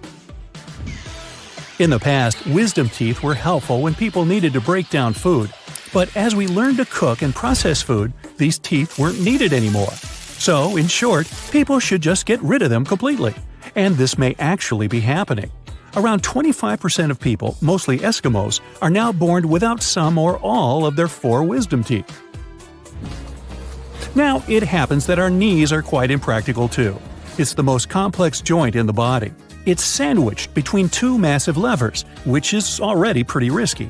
The knee only moves forward or backward, which doesn't make it a very secure construction. That's why there's a bunch of rules in many kinds of sports, like soccer or rugby, that forbid hitting an opponent's knee from the side. To make people better suited to their new sporty lifestyle, the hinge-like mechanism of the knee could be replaced with a ball and socket. This would be like the structure you have in your shoulders and hips. Friends, Romans, countrymen, waggle your ears. Yep, like dogs and cats, some humans can waggle their ears. These lucky ones can move their ears independently thanks to special muscles called extrinsic ear muscles, but those serve literally no purpose, apart from providing a cool party trick. Speaking of design flaws, human voice boxes are in the completely wrong place. Your windpipe, thanks to which you can breathe, and your food pipe, which is, you guessed it, where the food goes, open into the same space. This space extends from your nose and mouth down to your voice box.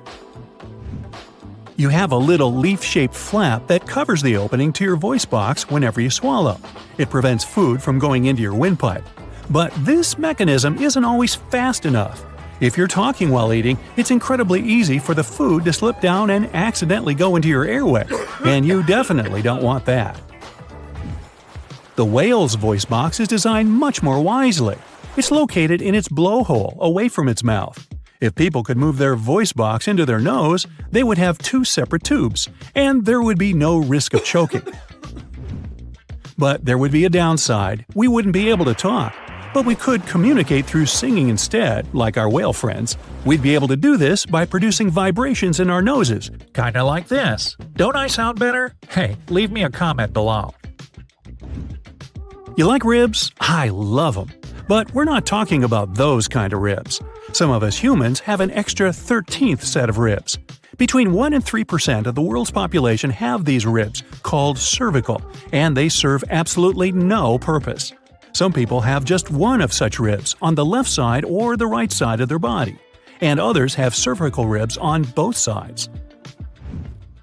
Now, you don't really need your appendix. It may contain some useful bacteria to help when you have stomach issues, but apart from that, it's not really necessary. The worst thing is that the appendix can get easily inflamed. The appendix was originally designed to help people digest cellulose, which is found in most green plants. This was back when people's diet mainly consisted of plants and almost no animal food. So, I say, let's get rid of it. Moving on. Blood is delivered from your heart to all the tissues of your body through thin pipes called arteries. The blood flows into each of your arms and legs through one large artery. For your arms, this artery is located at the biceps, and for your legs, it's in the front of the thigh. But your back needs blood too. And still, instead of having a large artery at the back of your body, you have smaller ones branching out and bundling around your bones and nerves. This is really impractical and makes people pretty susceptible to glitches, which is why you often get numb arms or legs. Bummer. How about something humorous? Take a look at your elbow. There, a branch of the artery meets up with something called the ulnar nerve. Thanks to this, you can move your pinky fingers. This is also why, when you bang your funny or humorous bone, your arm goes all numb and tingly. Ow. To fix this, we really need one more large artery in the back of our body near the shoulder blades. This extra pipe would provide the blood with a more direct route. This would also stop your arms and legs from going numb when you bump them in the wrong place. Finally, there's this tail. People still have a tailbone, even though there's no tail in sight. For our ape-like ancestors, the tail was incredibly helpful. They used it to balance themselves while jumping from one high branch to another. Now that we live in actual houses, most of us don't swing through trees anymore. The tailbone, whose official name is the coccyx, is easily fractured, so currently it's just a design flaw. Researchers also claim that removing it would improve posture issues too. Hey, can you speak up? I just ate an entire pizza. That's because after eating a hearty meal, our hearing tends to be a bit less sharp.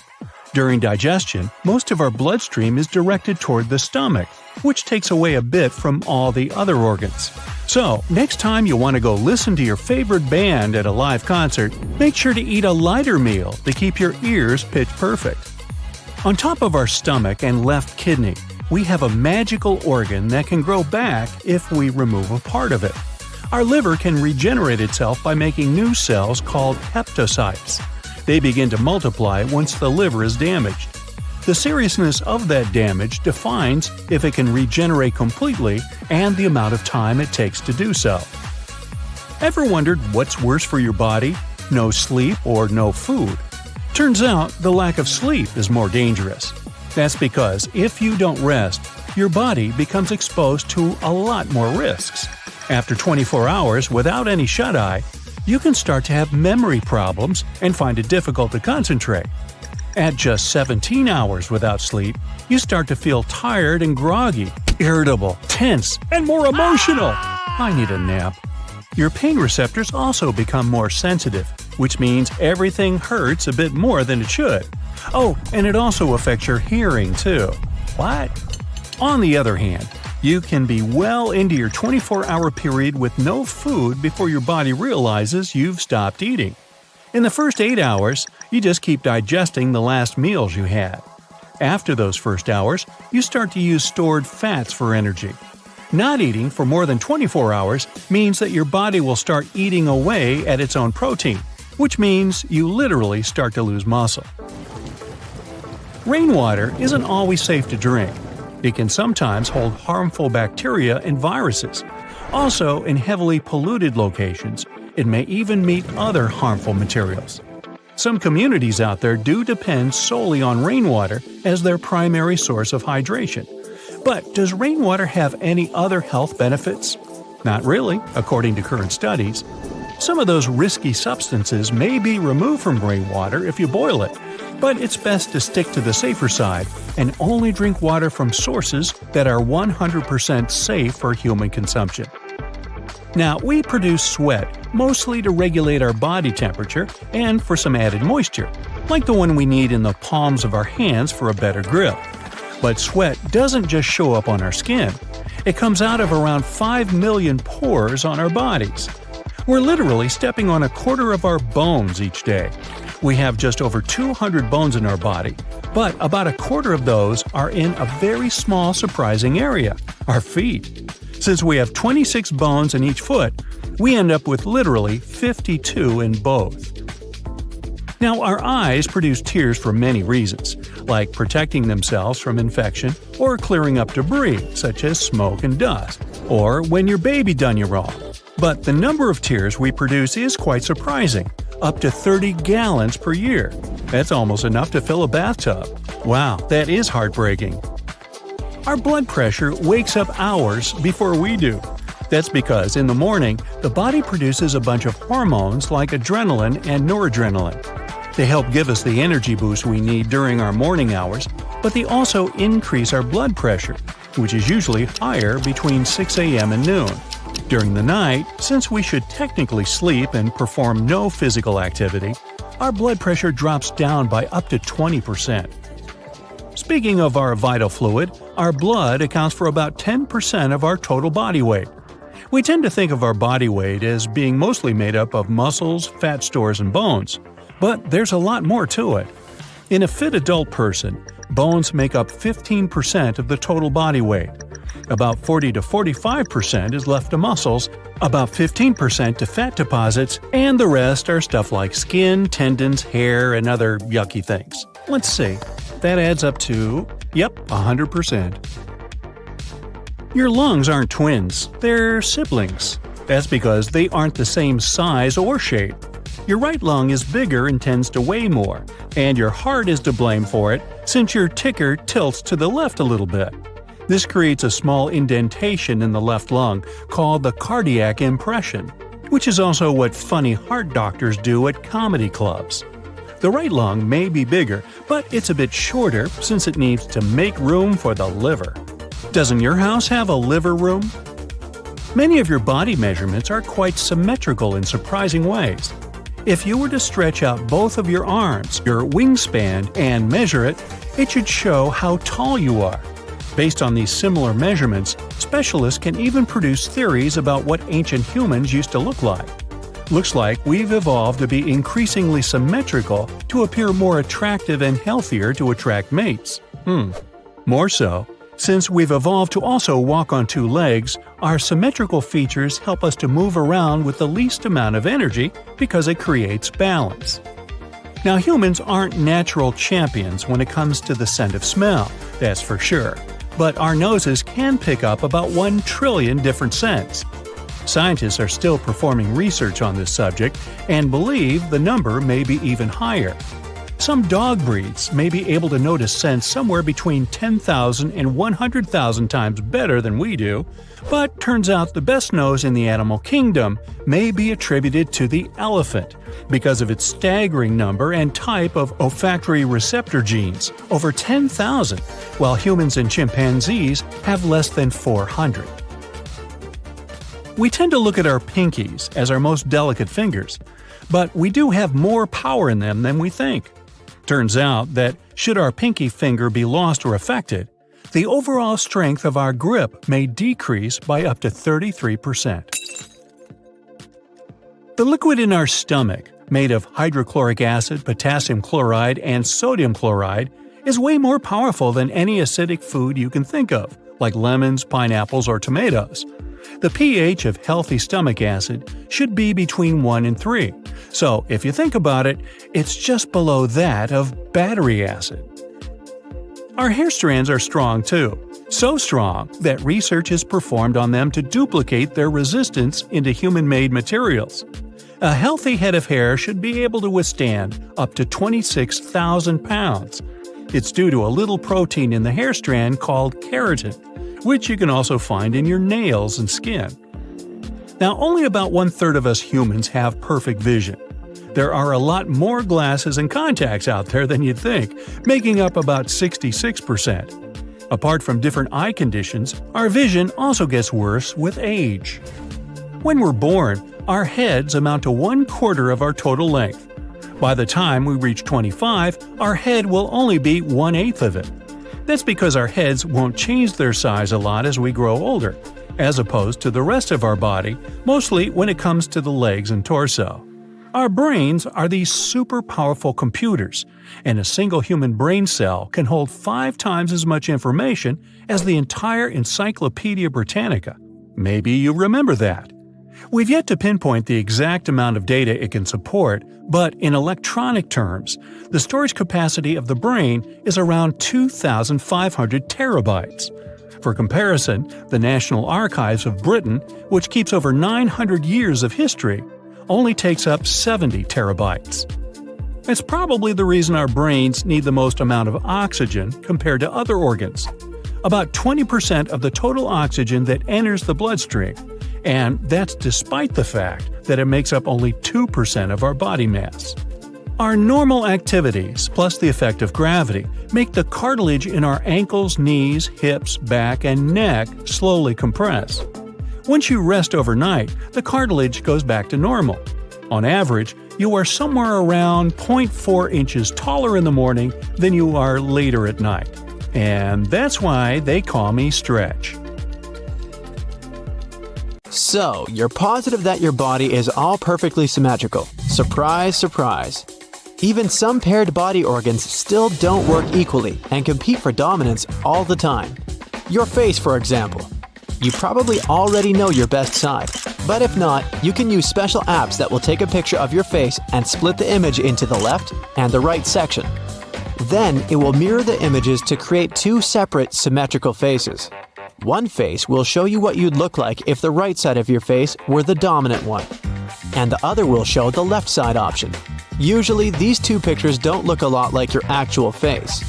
But one of these faces reminds you a little more than the other. That's the one based on your dominant side. Some of the app developers analyzed the images and suggested that the left side of the face of most humans expresses emotions more intensively. That's why it seems more aesthetically pleasing to other people. But no worries, there are plenty of natural massage techniques and exercises to make your face look more symmetrical. For example, puckering your lips into a tight O will help balance facial muscles. Or you can open your eyes as widely as possible, stick out your tongue, and raise your eyebrows. This exercise also helps release muscle cramps from excessive talking and improper chewing. Want to make your jawline more defined and improve the tone of your vocal cords? Yogis have an exercise for that. They call it Jiva Mudra, or lion's pose. Open your mouth wide, lift your tongue, and roll it, and press it against the hard palate. Look at the tip of your nose while you're widening your mouth. Try to breathe only through your nose during this exercise. Try gradually inhaling deeper and holding the air for longer with each time. Eyes don't work in perfect symmetry either. Your brain has a preference for which one of them takes the most information. Let's find out your dominant eye right now. Keep your spine and head straight. Stick your arms out at eye level and make a triangle in the air in front of you with your hands. Focus it on an object in the distance, a clock for example. Close your left eye. If you can still see the object in the center of the triangle, your right eye is your dominant eye. If the object isn't there, your dominant eye is your left eye. If the object isn't centered, no matter what eye you close, you might have mixed ocular dominance. Was that fun? Here's another test for you. Extend your arm and form a circle with your thumb and index finger. Pick an object on a wall. Keep both eyes open and center this object inside the circle. If one eye is dominant, the object will move outside the circle. So, if for example the object seemed to move when you closed your right eye, then you have right eye dominance. And and vice versa. The next test will help you quickly find out your dominant eyebrow. Stand in front of a mirror, try to lift only one eyebrow, and then try to lift the opposite eyebrow. You probably have better control over one of them. But don't worry if you don't have control over either of them. You can develop this skill if you practice in front of a mirror. As for your hands, you probably already know your dominant one. There's no country or population on this planet where left-handed people are the majority. Most people in the world, about 85 to 90%, are right-handed. That's why most tools like scissors or knives and even books are designed with right-handed customers in mind. Studies found your dominant brain side defines which ear you use for your cell phone.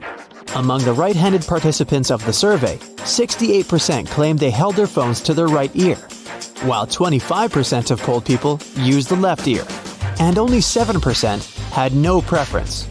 The result was different for those who are left-handed. 72% of polled people use their left ear while talking on their cell phones. 23% used their right ear, and 5% used both ears. It's all clear with hand dominance, but did you know you also have your dominant leg or foot? This information can be useful to you if you're engaged in sports like snowboarding or dancing, or you just do stretching to sit on a front split. Usually, if one is right-handed, then one must be right leg dominant, but of course, there are exceptions. You can check which of your feet is dominant. Squeeze a pen between your right big toe and the second toe and try to write your name on a piece of paper. Or if it's too hard, just try to draw a circle. Then try the same thing with your left foot. Now compare the two pictures. One of them probably looks better than the other, so your dominant foot is the one that writes better. Around 1 lucky percent of folks have equally dominant hands and feet and can use them equally well. The name of this rare condition is ambidexterity. You can try to develop this skill by special training techniques. Your dominant nostril is the nose hole you're breathing through the most. It changes several times during the day, depending on your brain activity. You might not notice when exactly your nostrils take turns in the lead role, but you can find out the current dominant nostril with this simple test. Place your finger on the right nostril and pinch it. Then inhale and exhale slowly through your left nostril only. And now, do the same thing with your left nostril. If it's easier to breathe through your right nostril, it means that it's more active at the moment. Of course, this test should only be done when you blow your nose and you're healthy. Otherwise, mucus can distort the result. Your body flexibility can also develop asymmetrically, especially if you don't do stretching exercises regularly. Can you grasp your left hand with your right hand behind your back? And what about the opposite position, when your left hand is reaching from above and the right one from below? If you find these two tasks equally easy, congrats! You're probably a superhero. To balance the flexibility in your left and right body sides, you can quit the habit of sitting or standing in asymmetrical poses for too long. Try to sit with an even spine and feel the pleasant vibe throughout your back. Avoid leaning on your right or left elbow.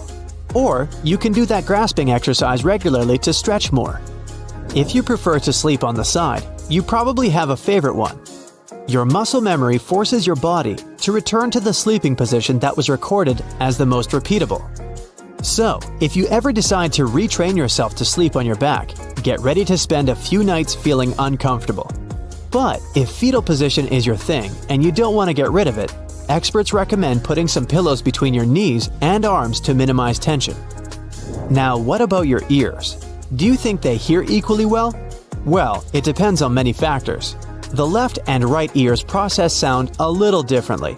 The right ear responds more to speech and logic, while the left ear is more focused on emotional perception and music.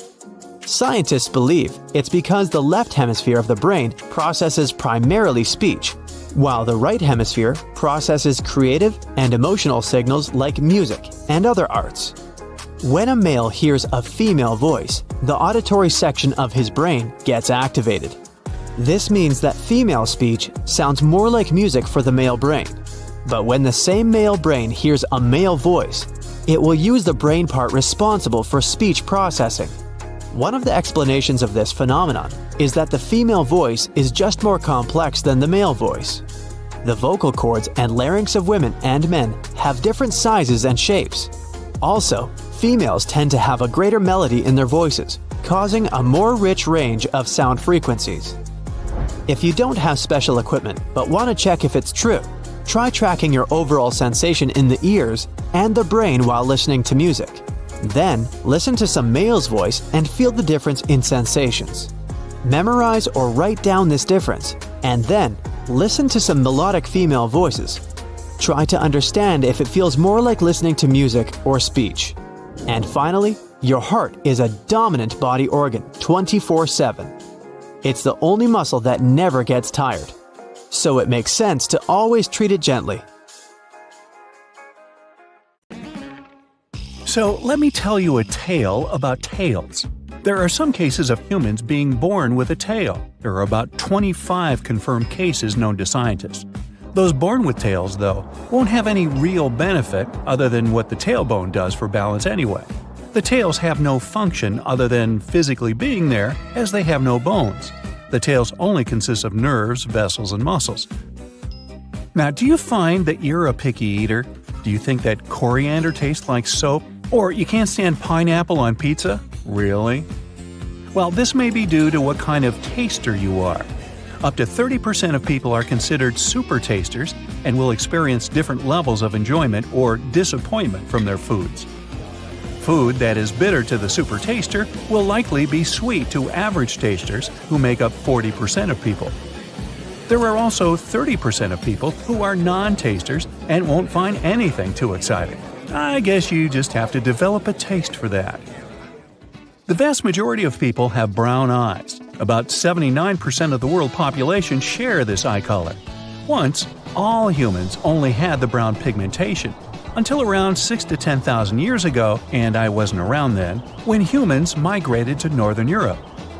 A mutation occurred, helping the eyes to adapt to the change of light.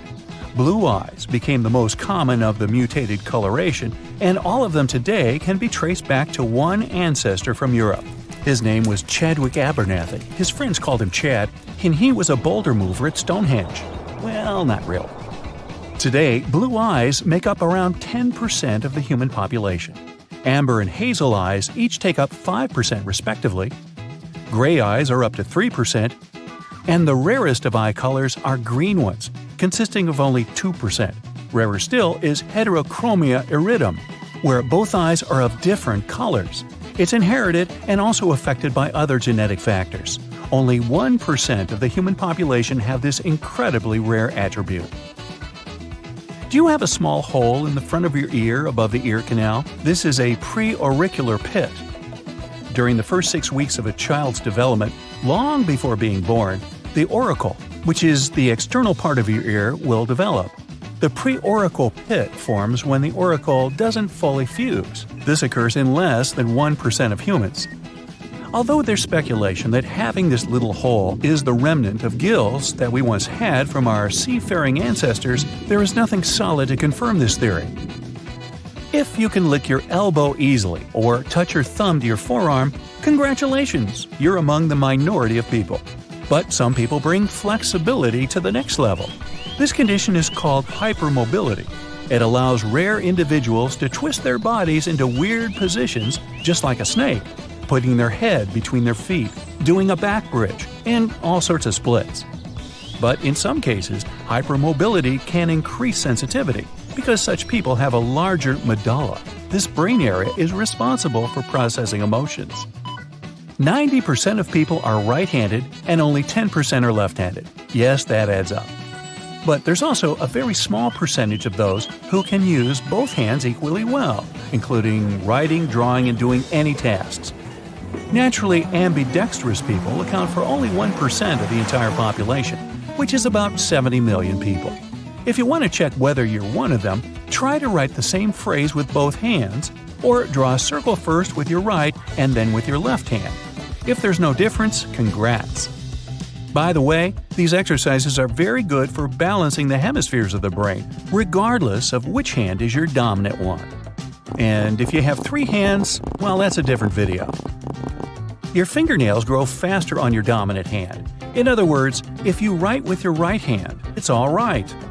And you'll have to trim those nails more often. Your fingernails also grow faster in the summer and during the day. Your skeleton will renew itself completely within 10 years, and yes, without surgery. An adult uses around 200 muscles just to make one step. So don't tell me I don't work out enough. Every minute, your body sheds more than 3,000 skin cells. It's almost 200,000 skin cells per hour and more than 9 pounds per year. Hey, it's the Shedding Skin Cells Weight Loss Plan. Ooh, sign up. But hey, don't worry, you still have about 300 million skin cells at any given moment. Plus, your skin completely renews itself every 28 to 30 days. The liver is the only human organ that can regenerate completely. As little as 25% of the original liver weight can get back to its full size. Some people can hear their eyeballs moving inside the eye sockets. Wow, that must be no fun. Unlike other parts of your body, your ears and nose never stop growing. Wow, that must be no fun. Your skin wrinkles if you stay in the water for too long, but not because it absorbs water. When your body's wet, wrinkled fingers and toes provide you with a better grip. You know, like when the treads on your car tires grip the road better when they're new. Your eyes are an amazing instrument. They can distinguish between 10 million different colors. Your brain uses more than 20% of your body's energy even when you're resting. When you're asleep, it still consumes almost as much power as when you're awake. It also burns around 330 calories per day at that. An adult person has about 25% of all their bones in the feet. Most of them are tiny but crucial. If these bones are out of alignment, so is the rest of the body. You breathe around 20,000 times a day, I've counted. Try not to stop. I actually set a personal best record today for consecutive days breathing, and I plan to top that tomorrow. Human bones are a real paradox. They're almost 5 times stronger than a steel bar with the same width, but can fracture on impact and are rather brittle. If a person has anosmia, also called smell blindness, they can't distinguish and detect smells, but they can still be smelly. Sorry. You start feeling thirsty when water loss is 1% of your body weight. More than 5% and you may faint. Water loss that's bigger than 10% of the body weight and dehydration can end a person, if you know what I mean. The strongest muscle in your body, based on its weight, is your jaw muscle. Yes, mine is way overdeveloped. At any moment, 50,000 cells in your body are getting replaced by new ones. Boy, that sounds like a company I used to work for. By the end of their life, the average person can recall up to 150 trillion pieces of information, except for where they left their car keys. Even if fingerprints are badly damaged, they still go back with their original pattern. Don't believe me? Hey, give it a whirl. Your brain's memory capacity is equivalent to about 4 terabytes on a hard drive, which is more than 8 million photos. People are the only living creatures that can naturally sleep on their backs. Even apes usually sleep in a sitting position, leaning on something. Don't wake them up. Your longest bone is your thigh bone, not your funny bone. And the tiniest one is in the ear. It's shorter than a grain of rice. Do you feel ticklish when you tickle yourself? Normally you wouldn't, unless someone else tickles you. It happens because the cerebellum area of the brain, which monitors movements, predicts the sensations caused by your own movements. Then it sends a signal to other parts of the nervous system to cancel these sensations. But some rare individuals can actually feel ticklish on their own. If you're not among them, touching a new texture that the brain doesn't yet recognize or using a scalp massager can help to excite your nerves and bring relaxation. Hey, you can give it a tickle test. If you want to check out the work of your vestibular system, try this simple trick. Stand on one foot and close your eyes. Most people lose balance at least during the first attempt. Your vestibular system includes many organs and systems throughout the body. Together, they allow your body to stay in balance in different positions. This system includes the inner ear and vision, which is why keeping balance is much easier in silence while your eyes are open. Can you wiggle your ears intentionally? Are you popular at parties for doing that? Congratulations! Around 22% of people on the earth are capable of wiggling one ear. As for moving both ears at once, only 18% can do that. Ear wiggling used to be a common thing for our distant ancestors. Scientists believe they could perform a variety of movements with their ears. The group of muscles responsible for wiggling are called the auriculars. Mostly don't need it today. But some people claim that everyone can learn to move their ears. It only takes time and practice. Unfortunately, we still cannot acquire this classy habit of twitching an ear toward a sound source, as dogs and cats do. Nor can we actually lend an ear to someone. They're challenging to remove and reattach. You wake up 100 years from now and things are weird. Your body feels different. You check the mirror and, yup, it's true. You've got a second eyelid and no body hair? Sounds like sci-fi, but nope. There's actual science behind it. Think about how often you check your phone. A lot, right? Well, this might be why you have that second eyelid now. As screens took over our lives, we evolved this extra eyelid to filter out harmful blue light and reduce eye strain. Future you blinks and a translucent shield covers your eyes. It's like nature's way of protecting us from all that digital glare. Downside? We all look a bit more like robots. Now, Americans spend about 7 hours a day on the internet. Some researchers took this info and ran with it. Meet Mindy, the 3D model of humans 100 years from now. She's got the lowdown on what constant phone checking and endless office hours have done to us. Mindy's got an arched back, a thicker skull, a smaller brain, a 90-degree elbow, and something called a text claw. That doesn't feel right, does it? All those hours looking down at your phone strain your neck muscles and mess with your spine. But the text claws? That's next level weird. This mutation comes from always holding your smartphone. And those elbows? Permanently bent at 90 degrees, like some kind of stiff Barbie doll. Imagine trying to navigate crowded streets, bumping into people left and right. And body hair? We might lose it all in the future, but this is actually a pretty mysterious subject. Let's rewind the tape a bit. You've probably heard that body hair was used to protect us from harsh weather. One thing scientists have discovered is that our ancestors that started shedding hair had some pretty good advantages. The ones who lost the hair on their palms or wrists could handle stone tools and machinery way better than the other ones. There's also a famous theory known as the aquatic ape theory, which explains one reason for that. Like hippos and dolphins, we turned off the genes that produce fur. This idea suggests that our human ancestors that lived on the savannas of Africa migrated to oases during drier seasons. During these seasons, they hunted in shallow waters, and well, it turns out that hair is not a very good insulator in water, so our species lost their fur and developed a layer of fat. The question remains, in the future, will we deactivate these genes altogether and become totally hairless? Guess we'll have to wait and see. Geneticists are worried about something big: humans becoming too alike. There's a scientific risk of human alikeness or grand averaging. Open any social media app and you'll see it. Everyone dresses the same, talks the same, yada yada. But this sameness could halt human evolution. Evolution depends on genetic differences and passing them on. Over time, these differences should change the population. If the changes are big enough, a new species arises. But the three components needed for evolution, variation, natural selection, and geographic isolation, are pretty much fading away. Scientists call humans a single genetic continent, mixing and no longer breeding within cultural or ethnic groups. Given enough time, we might all start to look more alike. Here's a good one. Humans will develop to live longer, much longer than we do now.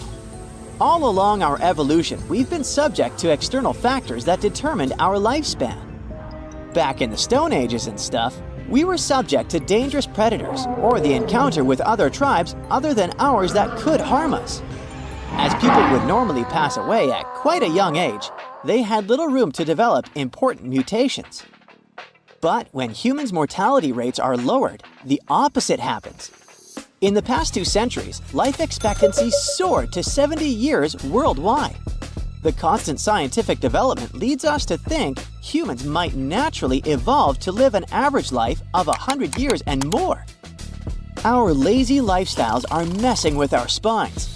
We might end up with fewer vertebrae and shorter, bendier backs, making back pain less of a pain and perfect for our desk jobs. Future humans could be total slouchers, with standing tall becoming super rare. You know, all this talk is making me want to go for a walk. Since we're talking about lifestyle, we need to talk about food. All the processed soft foods we're eating are changing how we chew. Back in the day, when our bodies were taking form, we used to eat raw meat and plants. A study actually shows that the lower jaw reflected whether a population was primarily a hunter-gatherer or agriculturalist in nature. About 7 million years ago, our ancestors had long jaws and a face that projected forward. What do our jaws reflect about us now that our food is so soft? Some predictions say that 100+ years from now, humans might have smaller mouths with fewer teeth and weaker jaws.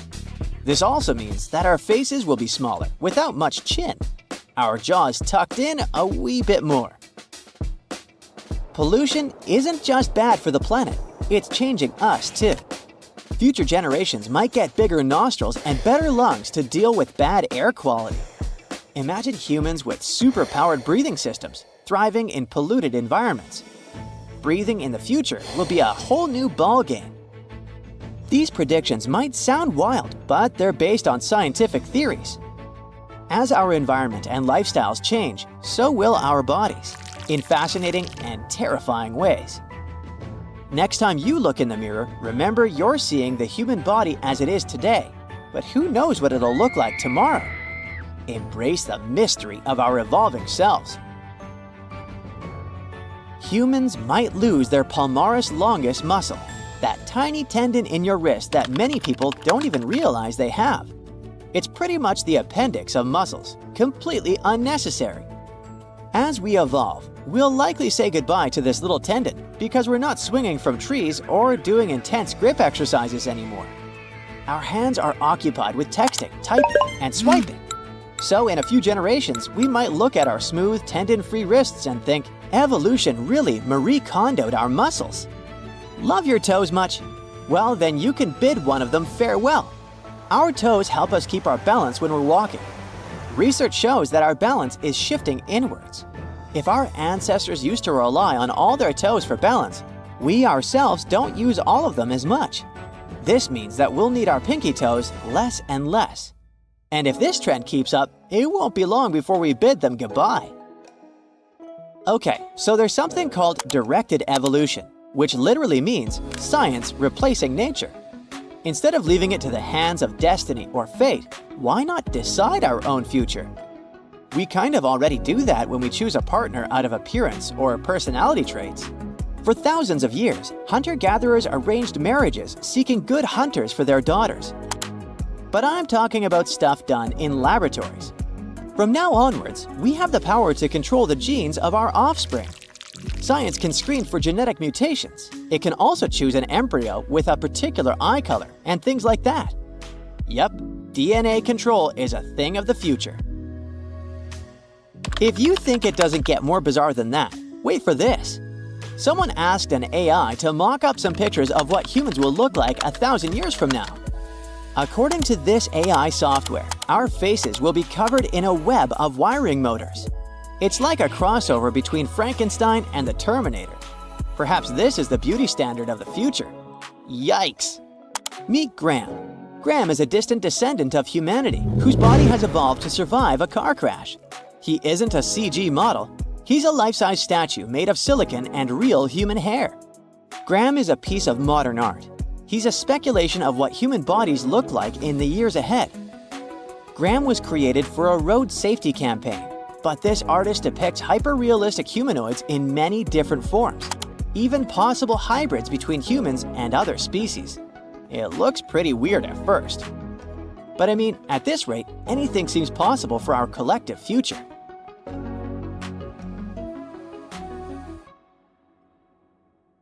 That's it for today. So hey, if you pacified your curiosity, then give the video a like and share it with your friends. Or if you want more,